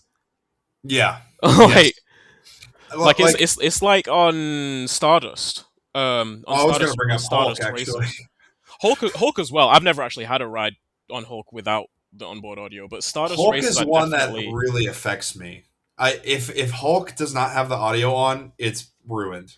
Really? that doesn't happen to me on Ride to Happiness or Stardust. I can't remember a time I can't remember a time where I've had a musicless Hulk ride. I've definitely had musicless Stardust rides, and it was still so awesome. Weird. It was still awesome, but it was kind of just like I feel like there should be something else here as well that I'm used to hearing from, obviously, when you get music on it and stuff. So it's a little bit like that. It's definitely doesn't like distract to the point where it's like, oh, this is objectively a worse ride without it. But right, yeah. The cool thing I like, and I've noticed this on almost pretty much all of the rides I've experienced onboard audio of, is that it's surround sound, like, because there's two speakers behind you and you feel it around you. And this goes for any coaster that I've ridden with onboard audio, but with Ride to Happiness, the EDM surrounding you and you don't know where you're going. Yeah. And the ride itself is disorienting, which I love. And then you have the music surrounding you. You feel like you're floating in this, and I don't know, this like realm, this other realm. It's crazy. To that point, I feel like the layout feeds into that feeling so well. At the very least, the first half of the layout. Because I was going to say the second half. I do feel like the second half gets a bit more aggressive in terms of just like the ejector airtime moments. The sensor speed is raised a little bit in the first half because the elements are so flowy. At least when you come off of the drop, when you hit the butterfly inversion and then the loop and then into the 0G roll, it's all so flowy. And obviously you're rotating, or you might not be, you might just be taking it different directions and stuff. But like rotating through these inversions, which, I mean, like, you're already, like, being flipped upside down and stuff, but then to be rotating through them as well, it adds to that like feeling of floating in a realm that the 360 feeling of the onboard audio is giving you. It all feeds into itself like super well, especially that's why it works specifically in that first half, I think. That's why it works as well as it does. And the second half, my point there is it does get more intense. You get more ejector on it. You have I'm going to call it a flying snake dive because I don't know what else to call it. The like roll in the air down into the dive loop. Yeah, I call it a double dive loop, but yeah. That's also a good name for it. You're just constantly flipping. Banana and a what? Banana roll. Banana roll's earlier in the ride. Banana roll's like right away. That's what Mikhail called the butterfly roll, I think. Yeah. I don't know. Oh, yeah. This is after the second launch when you do like a double roll in the air and then you go into a dive step loop. Up underflip. Oh, okay, a step up underflip. I'm not calling so when you're on the step up underflip and the music's playing in your ear, you're in a different sense at the beginning where you're just kind of floating in it. Now it's like the background to like almost like what it feels like is intense as a boss fight in a video game. Like that's what the music turns into. Like you're intense and you're feeling it. Plus the ejector hills at the end, and then you hit the brake run and the music like hits that final that final like close out of the song. It's where everything calms down and then you just hear that.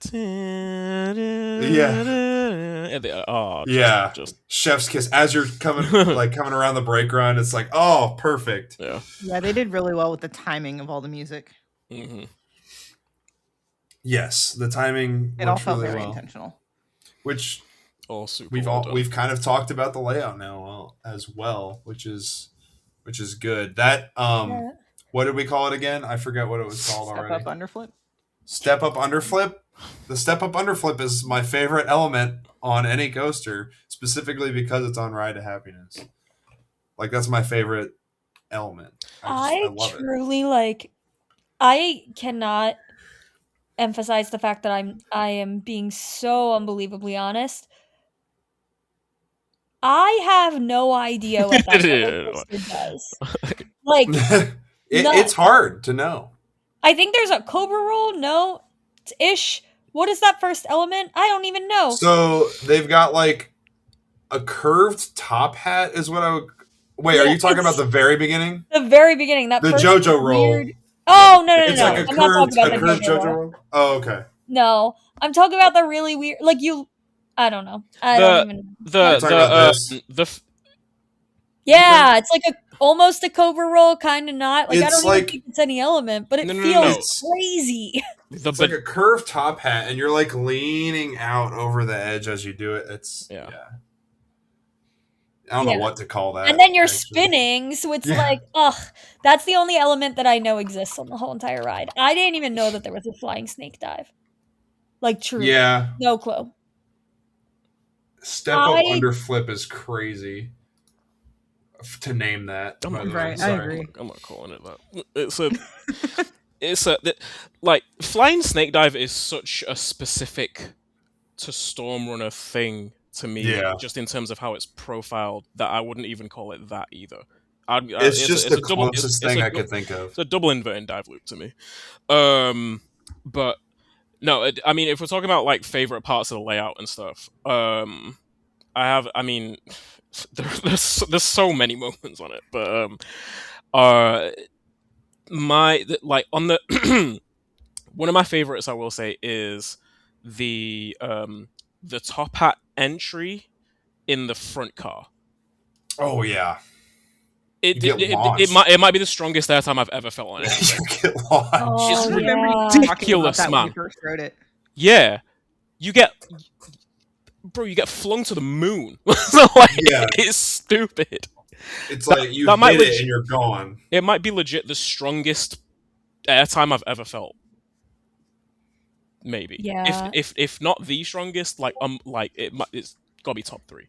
And then you're hitting it most likely not straight on. So it's like you get shot to the moon in any direction. Yeah. Yeah, like, not even any direction. You're spinning. So like you're hitting it like mid-turn. It's crazy. I actually think that my front row was one of my unbalanced rides too. Oh yeah. Okay. Like, yeah. I didn't get any front row unbalanced, but I did get back row. Unbalanced rides, dude. That thing was insane. Oh yeah. I'm not gonna do it this time. But literally, I've said it before. Like so I rode it 13 times. In the day that I was there, the 10th ride that we had on it was unbalanced in that back row seat, and we hit every like turn and every curve at like the perfect moment. You know how like kind of those spinning wild mouses where you hit the corner right, it goes stronger. Yeah.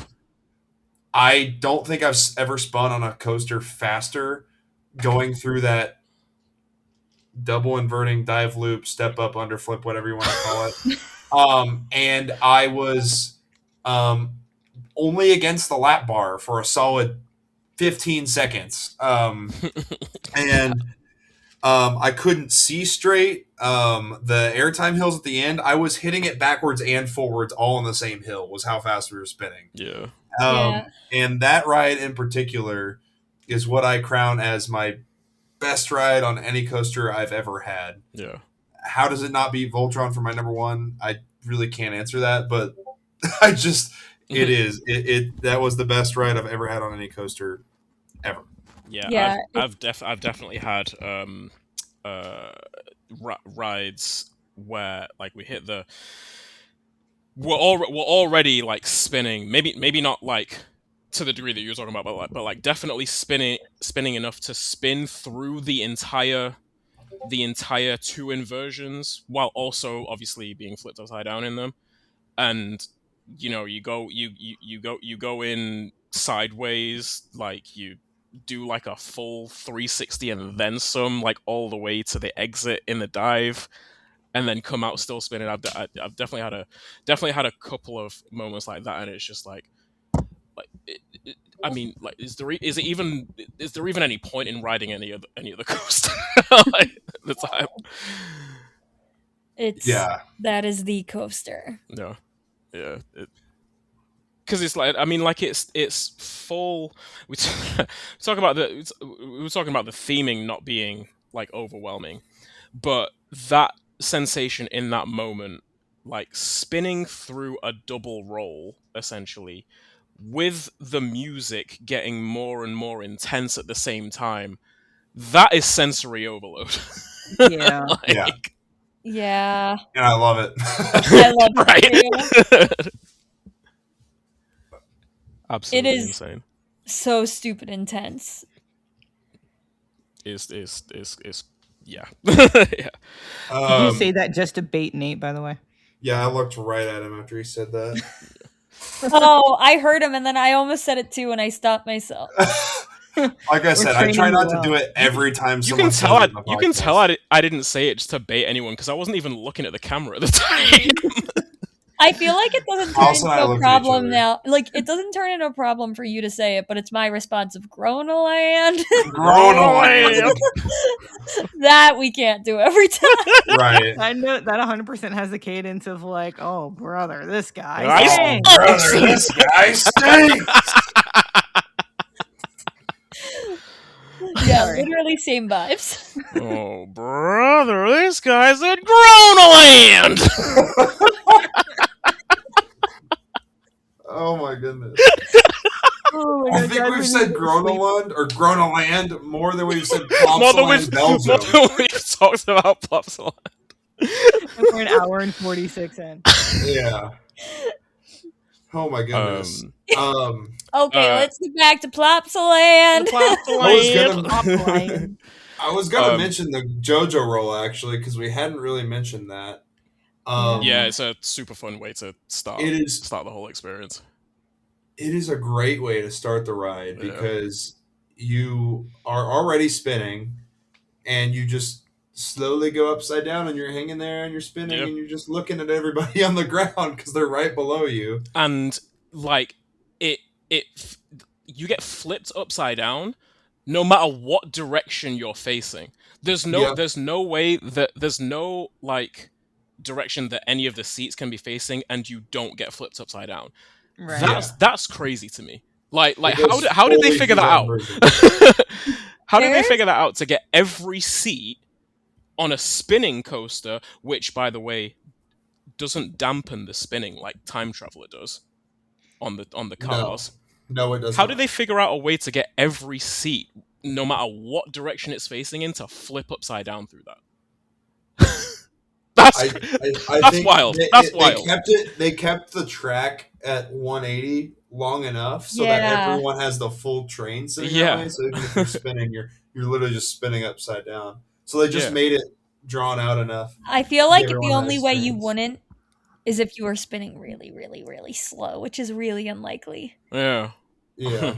Because I think it's just because they put you upside down long enough. Yeah. That you go through. But because they put you upside down long enough, that feels like hands down the most intense JoJo roll. Yeah. I mean, like Copperhead, Hydra's I barely even remember. You have over the shoulders and the over the shoulders really make you feel secure enough that one doesn't feel as risky. Right. And Copperhead Strikes there's like a moment where you're like, "Ooh, I could fall out." Yeah, there is. But on Ride to Happiness, every time I was like, "Oh, I'm about to fall out." I remember riding it. I remember riding it a few different times riding it. I was just like, "Oh, I'm gonna like." There must be some way that I can get through this without it like getting you upside down. I'm gonna get it this time. Nope. Never happened. Upside down every time. But yeah, no. The fact that you're rotating through it while also, being slowly turned upside down and then curving to the right. By the way. Yeah, curving. This is a lot going on.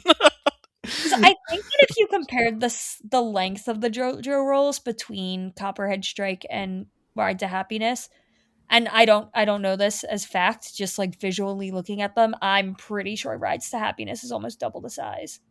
Yeah, probably. Copperheads does so it spread out. Probably. Well, really I mean, like quick, those cars and are then it turns. and then also those cars are way bigger than the standard like multi-launch. Yeah. And the track gauge, the track gauge on the track, obviously, is much wider as well. So it just has to be more drawn out. Yeah. Yeah. I just feel like it's so much longer, which makes sense. You feel you're upside down longer. Yeah. Sure. Which the next part is where I'll give like Time Traveler its flowers that it deserves.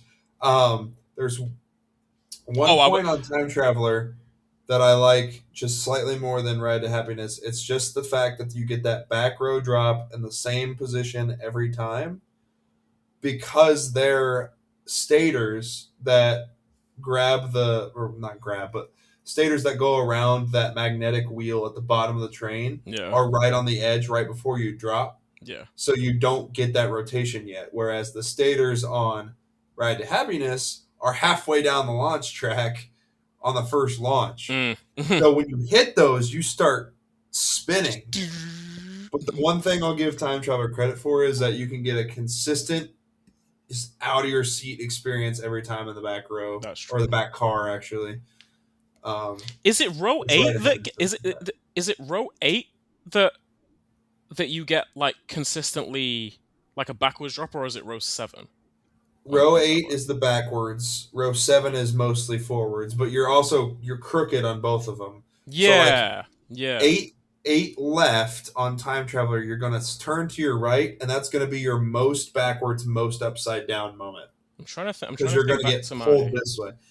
On the right, I'm trying to think back to my rides in 2024 on Time Traveler. On the right of 8, it's more sideways. You're still going backwards, but it's more sideways. And then opposite of 7. 7 right, you're more forwards. And then 7 left, you're more sideways, but still forwards. Right. And then the other 3 cars, it's a gamble because you're spinning and hanging down that drop. So I will say when you like I definitely will give it points for it being a more consistent like peak experience of Time Traveler's drop. Yes. But when you get that backwards drop on Time Travel on Ride to Happiness, the rest of the rides, there's no contest for me. The rest of the rides, it's not fair. The rest of the ride is it's not even worth. It's just that one moment on Time Traveler that I'll give credit to. But one point I will because I feel like anyone who's listening to this who has ridden Ride to Happiness will champion the double up into the brakes, which is awesome as well. The other parts that we've mentioned. One part that I feel like doesn't get mentioned as much is the twisted airtime hill after the double inverting dive loop. I got a couple of rides in the back car where I was facing completely backwards after coming out of the dive loop and going into that immediate airtime hill, and just sustained ejector airtime being dragged backwards. I mean, like not like like the backwards airtime on like Pantheon's swing launch or Two Titans' swing launch. I mean, like sustained ejector. Imagine riding Twisted Timbers backwards. Over those first 3 hills, those first 3 sustained ejector hills. Imagine taking those backwards. That's what I got on Ride to Happiness. In a much more open seat as well. By the way, I got dragged over that hill and then dragged to the right because it twists at the top as well. Yeah, unreal. You don't just stay backwards typically. You start backwards and then you're going somewhere else. On a couple of rides, I stayed backwards like throughout the entire thing. Unbelievable airtime moment. I'm as people know, like I'm I'm not just an airtime for airtime's sake kind of person. But in that moment, I was just like, that moment of airtime is one of my favorites that I've felt for sure. Insane. Yeah. You mentioned Pantheon, same thing with like Tutatis or whatever. Those backwards airtime hills are designed to be taken backwards every time.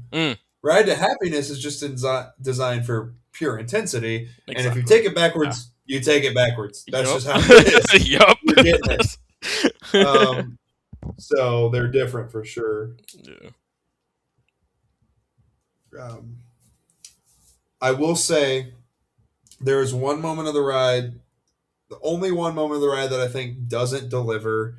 But that being said, that moment is your only breather until the brake run. And it's after that corkscrew that goes under that first big drop, you have that slanted airtime hill that goes into the launch. That's the moment. That's the only moment. But I will say it almost needs to be there. Yeah. Because of how crazy the first part is. You're processing that and you're about to launch into one of the most intense sections of coaster in the world. Yeah. While spinning.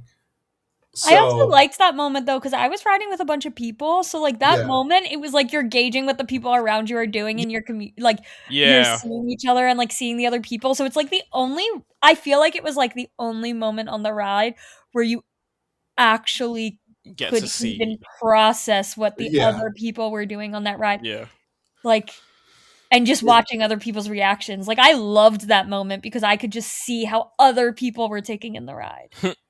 Yeah. It is your one moment to have, like, a breather and to take in what's going on before you launch right into the last section. Yeah.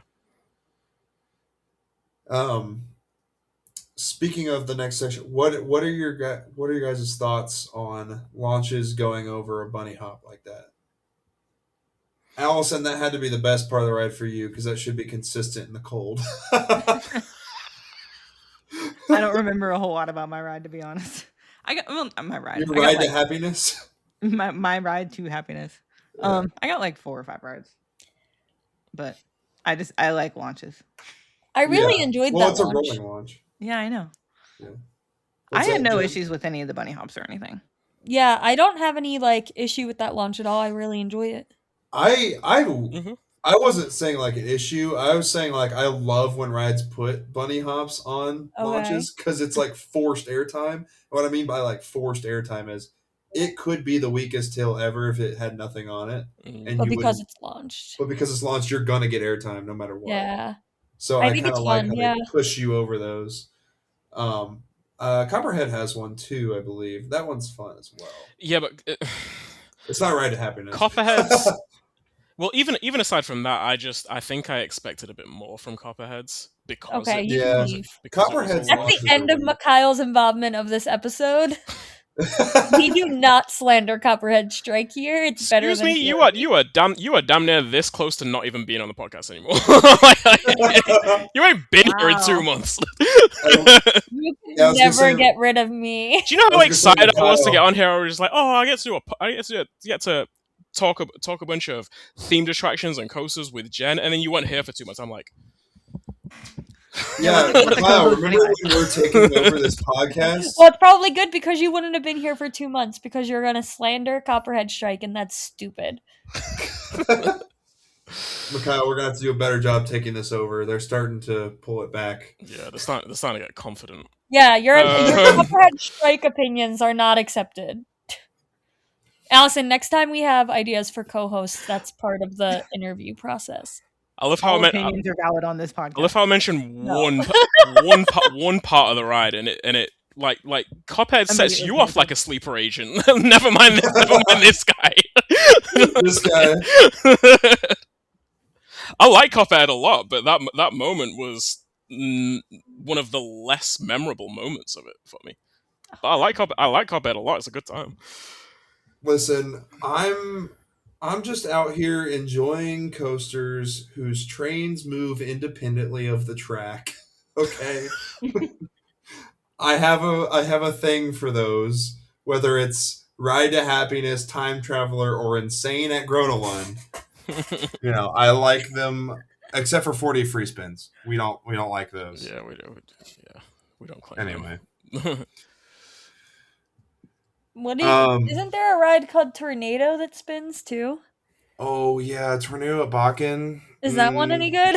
I hear it's okay. awful. People love it. It has a following, but I did not enjoy it. It hurt my collarbone. I've heard. Yeah, I hear people hate it. I have never heard good things about it. So. I've heard people Austin gush hates about it. I've heard people. Austin is one of those people I know. I don't love it. I don't really like that one. I've heard people gush about it. Yeah, me too. Like when they've gone to ride it on boost mode and stuff. I think it'd be worse boosted. Yeah. That's not the kind of spinning I like. I like Ride to Happiness spinning. Yeah. Okay. That was just interesting. Yeah, Ride to Happiness got it perfect. Yeah, Ride to Happiness did get it perfect, and has it perfect.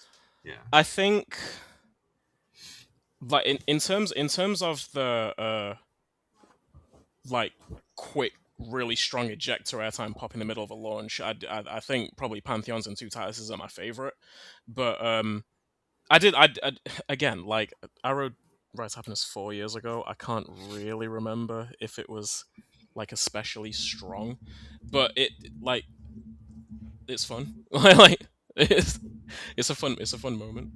I think. It's hard to remember that particular moment when right after that you go into the exactly crazy turnaround thing, like the mega helix. Yeah. It's not even a helix. It's just like a big loop of elements. A loop of the plaza. Yeah.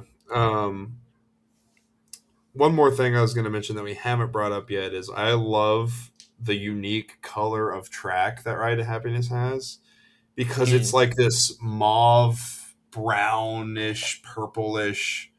I don't know. It makes me happy. Yeah. Yeah. Of course, I didn't mean it like that, but yeah, it is a very pleasing color, and then like the tan supports below that. Also, the train looks so pretty on that track. Yeah, it really does. Especially the gold makes it pop and come together. And I like that the train color is enough for you to see that it's colored and not just like a dark brown / just uninterpretable color. But it's not anywhere near enough. Well, it's it's muted and shaded enough for the gold on the trains to really stand out. Yes. Yeah, it is. Because it shows up, because the track color shows up really well in photos.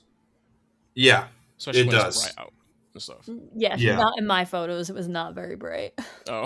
It was a mostly cloudy day for me, but it was one of those bright, like you can see the sun through the clouds, and it was almost like a natural dampening of the sun. Yeah. Yeah, mine look gray. Unfortunately. Yeah, it's a very gray day for us too. It was a great. That's what happens when you go in November. I'm sorry. I'm just gonna roast Allison every time. I'm used to it. Yeah, I think that if my option was to go in November, I would have said no. I had 0 PTO and we went over Thanksgiving. I know, but I feel like I would have waited a year, 2 years. Like, I don't care. I didn't know when I was going to get to go. It was a very fun trip, and I'm glad I went. But it just kind of was a bummer. Pretty. Yes, I think this really shows the track color well with the trains. Yeah, it definitely is a very pretty color. Booster. Yeah, fits in really well with the naturalistic like kind of color palette of everything else going on in the plaza. The colors fits in with the colors on the station. I mean they even have the theming and architecture of the maintenance shed be in keeping with everything else like in the area as well. There are it all fits together really well. And yeah, yeah. I think that park does a really good job with that, just overall. I think the only thing that's weird about that park is that Ride to Happiness exists in it. Yeah. So I was wondering if we were going to talk about this as well. It's the same kind of thing at Plopsa, Germany. Both of them, like with Expedition G-Force, like why are both of these mostly family parks with two just elite, massive rides in them? Yeah, it's... Plopsa in Germany, like I mean, they've had Expedition G-Force for I don't know how many years. 25 at years. This point. They've got the Premier Skyrocket 2 over there as well, haven't they? And that one's a little more intense, but they have a Nubis at Belgium. Right? Yeah. That's still like an intense for a kid. Like I feel like that's not like super crazy. Like there's no stepping stone to get to Ride to Happiness at all. Yeah. Like that is not a good stepping stone to Ride to Happiness. No, it's not. And like you need something like Expedition G-Force, or which I know is still very intense, but not as intense as Ride to Happiness. Or like Blue Fire, which a little more tame. Blue Fire would be great. Yeah. Yeah, it's a little more tame. I think a stepping stone should be a little more intense. Like maybe like Velocity. I don't know. No, maybe Maverick. Like something like that. Where it's still like intense, but as a stepping stone? I mean, when you or as an equivalent.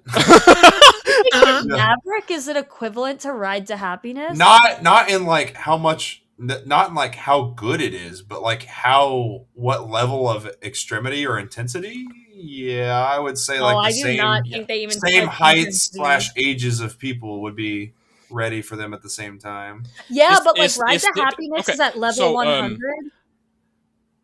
Like it's like different approaches to like intensity and aggression, right? Like so the Maverick and Velocicoaster like may not be as, how can I word this? Unhinged. May not be unpredictable. May not be as multi-sensory in terms of the things it throws at you all at the same time, but they're, in my opinion, at the very least, much more in terms of like the force switching and change the directions. It's much more abrupt. Like the force application is much more abrupt on those than it is on Ride to Happiness. But Ride to Happiness throws so much at you at the same time. It's like, oh, what do I do with all this information? Yeah, I don't know. I guess I just like it's just different. It's different executions rather than one being. In my opinion, I think that an Intamin Blitz is like a little less than like a pretty intense RMC. Like, but also you're going from Anubis to Ride to Happiness. Yeah, so that's a crazy gap. Yeah, that's a big jump. Your stepping stone needs to be more intense because you're getting Ride to Happiness. Like, it's not like in a normal park, they would never be my stepping stone choices ever. And they would be my intense ride choices. But when Ride to Happiness is on the other side, you need a more intense stepping stone. For sure. I think you can see it. You can kind of see it as well, like because Karnan. For me at least on my day, Heidi the Ride consistently had a longer line than Ride to Happiness did. Yes. Yeah. Because the park's full of families with young kids, and they're like. And I mean, like, don't get me wrong. Like, there was definitely like younger kids getting on Ride to Happiness and loving it as well. But for the vast majority of the time, it's like, okay, the families wanting to ride together, and it's like not everyone is geared towards that level of just stuff being thrown at you. We waited like I think at most 20 minutes. For all of our rides, like, and the people that we were with that have been there before all said that it was like at least double the line that they have ever seen. Yeah, I think the most I waited was like maybe 10-15 minutes, like 4 trains at most. I never really waited past the stairs. Yeah, we were. And then most of them were walk-ons, actually. We were like down the steps in the courtyard for most of our rides. Which we didn't even talk about the queue, by the way. The queue's gorgeous, but yeah, like I think the most I waited was 20 minutes. Like, yeah. The absolute we most. waited longer for the dark ride. Yeah, I'll bet you did. I waited a lot longer for Like Me Coaster. Hashtag Like Me Coaster. Yeah. I waited way longer. Someone in our group went to ride that, and it took them like an hour. And I was like, we've ridden Ride to Happiness like 3 times. Yeah. Like, I waited 30 minutes by myself for K2 Roller Skater because my friend had already ridden it. So he was just waiting outside for me. At least he didn't ride to Happiness without me. Yeah. That was one train ups, and it had like a super long line, so it wasn't fun. We do have a listener comment we should probably get to because it's a long listener comment. Yes, it is from our friend Anne. Do one of you guys want to read it, Allison or Jen? Maybe. Do you want to read it? Yeah, just because you guys know Anne. I'll let Jen since y'all actually got to hang out. Yeah. Okay. And you've just got some catching up to do, like in general. Yeah, true. So. In general. Oh yeah, in general. Like I didn't yap enough for the whole time that I've been here. I don't know if you guys know this about me. To be you did make up for lost time real quick. I'm a yappy person. Well, that's why you're on a podcast. Yeah, exactly. Yeah. Okay, so our listener comment, I'm going to break it up into sections. Like we have it broken up into sections already, but where I feel like is a good part to pause because it is very long. Yes. Okay. Novel. So from our friend Anne, Books and Roller Coasters, she says, Ride to Happiness, such a beautiful and fun coaster to look at. I love the nature elements throughout the area, the usage of flowers. The flower lamps are so pretty. The design is somehow a perfect combo of natural and futuristic. Onboard audio is amazing. Ride pacing is amazing, although it could have ended without those painful bunny hops. I'm not a fan. Nah, I love the finale. Some of the best ejector ever. Yeah. I can see where if it could get overwhelming. I can see where it could be. No, for sure. Like after a whole ride of all of that intensity and then like ending with them, I can see it getting overwhelming. It throws you into the restraint for sure. It does. So. Yeah, I just think when it comes to a roller coaster, like if I'm being honest, like it's the most intense coaster I've ridden, and I love that. But like I want more. Like I just think that my level of intensity is just at a level like, and I'm not gonna do something crazy like skydive. I'm terrified of that. That won't happen. But I just think that like my level of intensity for coasters, like my gauge is like a little intense. So like I would like more of it, but I'm on the same page as you on that.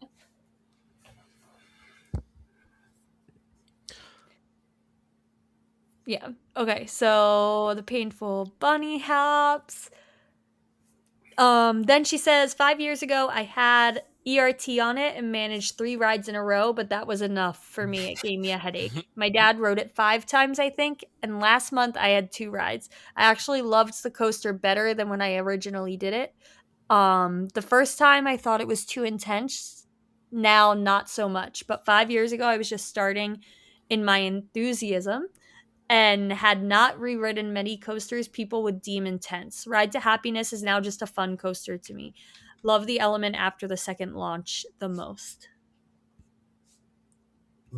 Oh crap, I already forgot what it was. Is that the flying snake dive?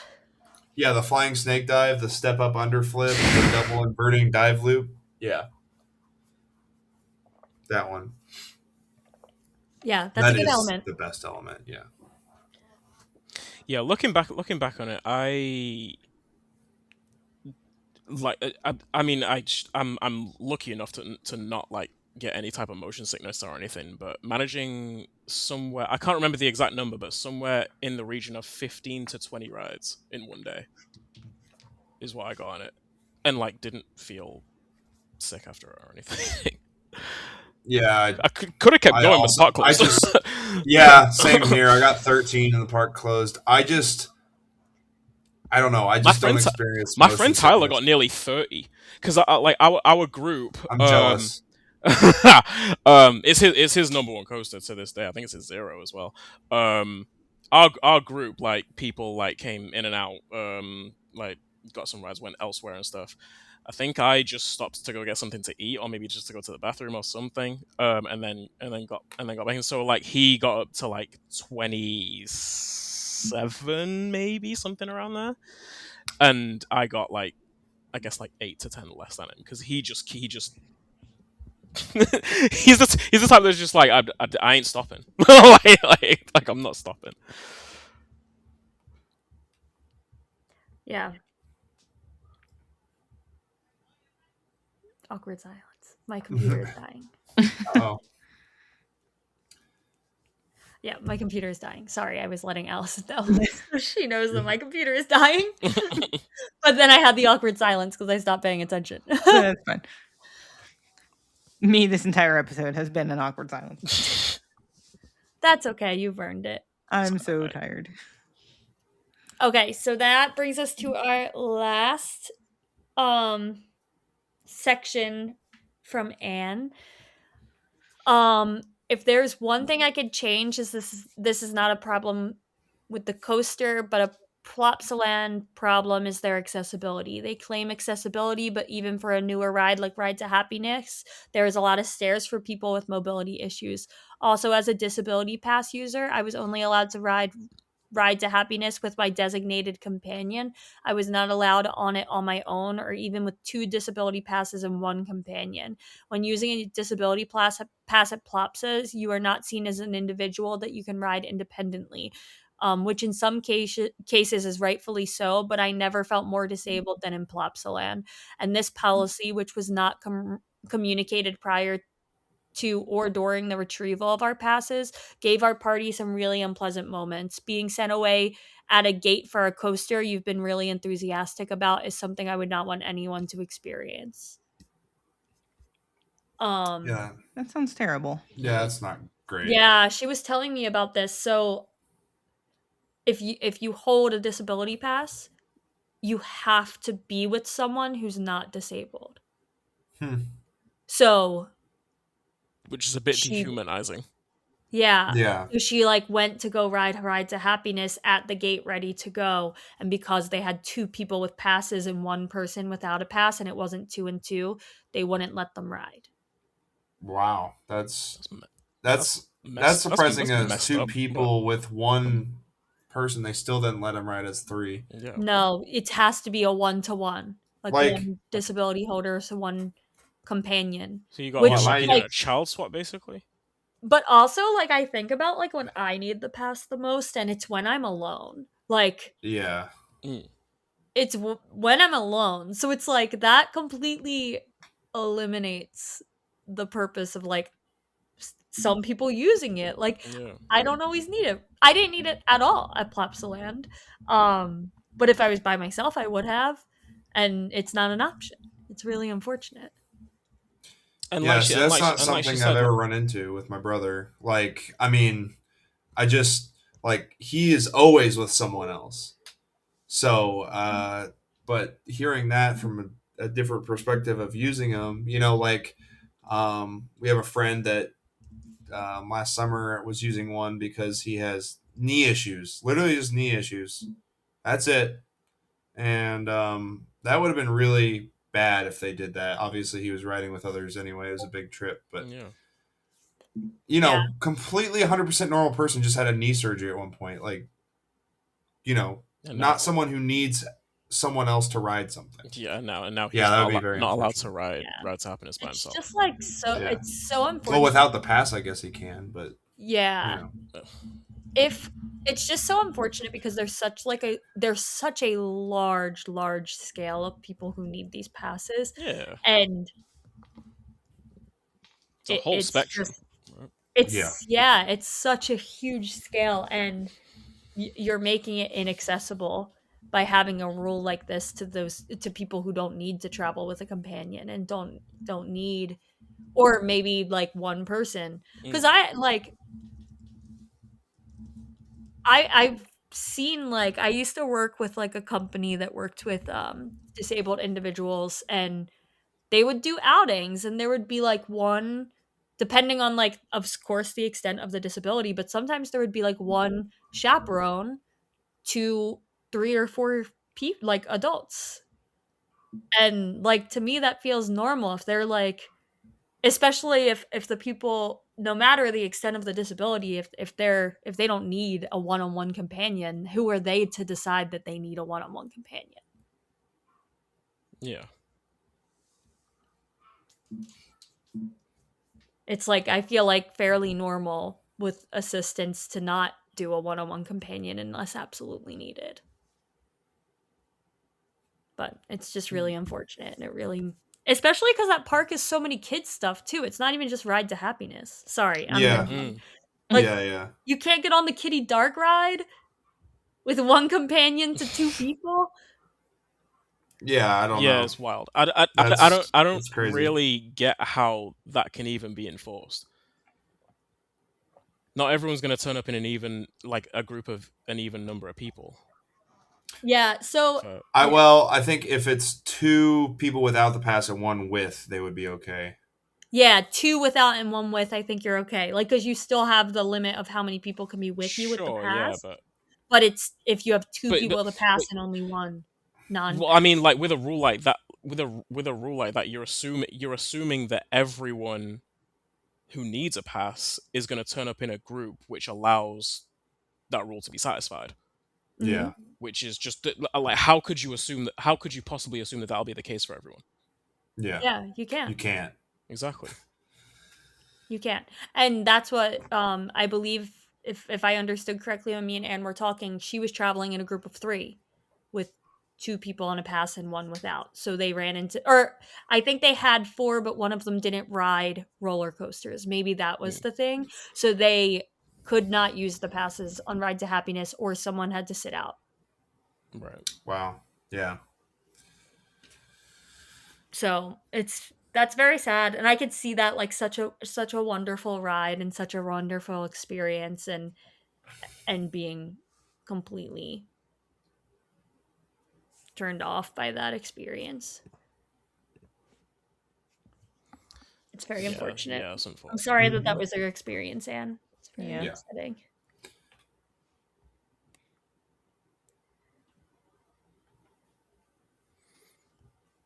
I think we have to give some Patreon shout-outs. I do that in my final thing. I was waiting for you to do your thing. I always do that at the end. You haven't been on here since I started doing that. The Patreon thing. Okay, well, I guess that brings us to the end of the episode. Thanks, Nate. Jen. Oh! I was going to say, I finally have the night off from that. Mike is now officially falling asleep on the couch, so I probably need to get off here and go to bed soon. Yeah. Don't worry, Jen. I got your back when you're not here. Appreciate it. Someone's got to do it. And then usually someone does it. Like when we did our car episode last week, I think Alex did it. Heck yeah. Allison, I remember you saying, well, neither Jen nor Nate are here to say it. Yeah, it sounds like something I would say. And we have to give thanks after it as well. Yeah. Yeah. We have to give thanks on Thanksgiving. When Allison went to ride to Happiness and it was too cold to be good. I was going to say Thanksgiving when Jen finally rides Voyage. It's in the Thanksgiving area, but yeah, I know, that's what I mean. Yeah. She's giving a double thumbs down. Stupid. There's no reason for me to go to that park. Also, why would I go to that park to hang out with me? Like, isn't that park supposed to have like a cool water park? Yeah, you can't go at Thanksgiving; they're not open. Oh, that's probably it's just the area of Thanksgiving. That's what I was referring to. Yeah. Okay. Well, I don't know. I don't know. I do want to go there. What'd you say? I feel like 2 people said something like "Oh, ride good gravy!" Exclamation point. And cannonball! Exclamation point. Maybe. I really want to. I do really want to ride Cannonball! Exclamation point. I hope that it's smoother than what is it at Europa Park? What's the blue one? Poseidon. Poseidon. Yeah. It will be. It's be a lot newer, but I really like Poseidon, so I'm excited for Holiday World. I like Poseidon. I just gotta hold my head on so it doesn't like bounce around. Yeah, it's like not the smoothest at all. You could like tell it's like sitting in the middle of a swamp. If you ever look down on that coaster, it's just in a swamp. It's actually so gross. Classic muck. Anyway, yes, I do want to give a shout out to our Patreon members. Thank you to Chris, Jeff, and Alexander.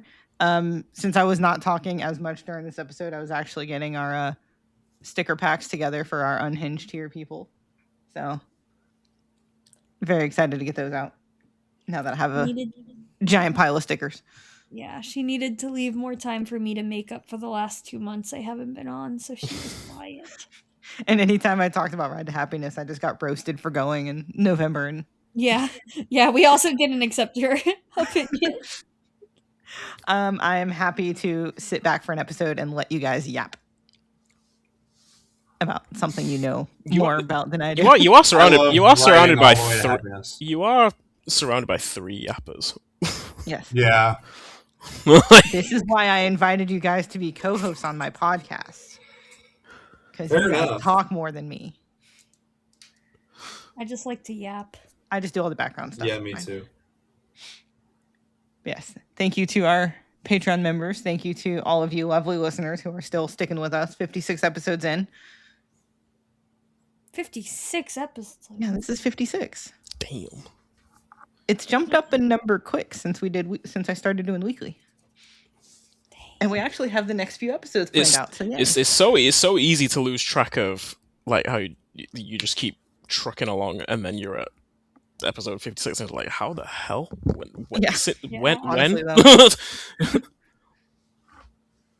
But yeah, thank you all for listening. Hopefully my microphone did well and it was worth the money spent on it. It sounds good. You sound great. Oh, thank you. Yes, remember to stay coaster focused. Yeah. Remember to stay generally analog. And, yeah, generally. And yeah. And Mikhail. And then keep the vision. Yeah. Hashtag keep the vision going. Actually, be like Mikhail and delete your Instagram. No, I'm kidding. No, Instagram is brain rot unless you use it the right way. It's how I get all of our listener comments. It's also like how I learn film weird stuff that I do. So, it's a good learning tool. I also get recipes on there. If you use it the right way, it's good. I also used it to find a vintage photo booth in Vegas. That's where I learned to shoot. Also, the Inverted Creative account on Instagram currently has 365 followers. So Yay! Bryant is here in spirit. Shout out to you guys. And shout out to Bryant. We will have Bryant on the next episode. I can say that. But hashtag keep thinking inverted. I need more hashtags besides being coaster focused. But keep thinking inverted, and we will see y'all next time. Bye. Bye. Bye.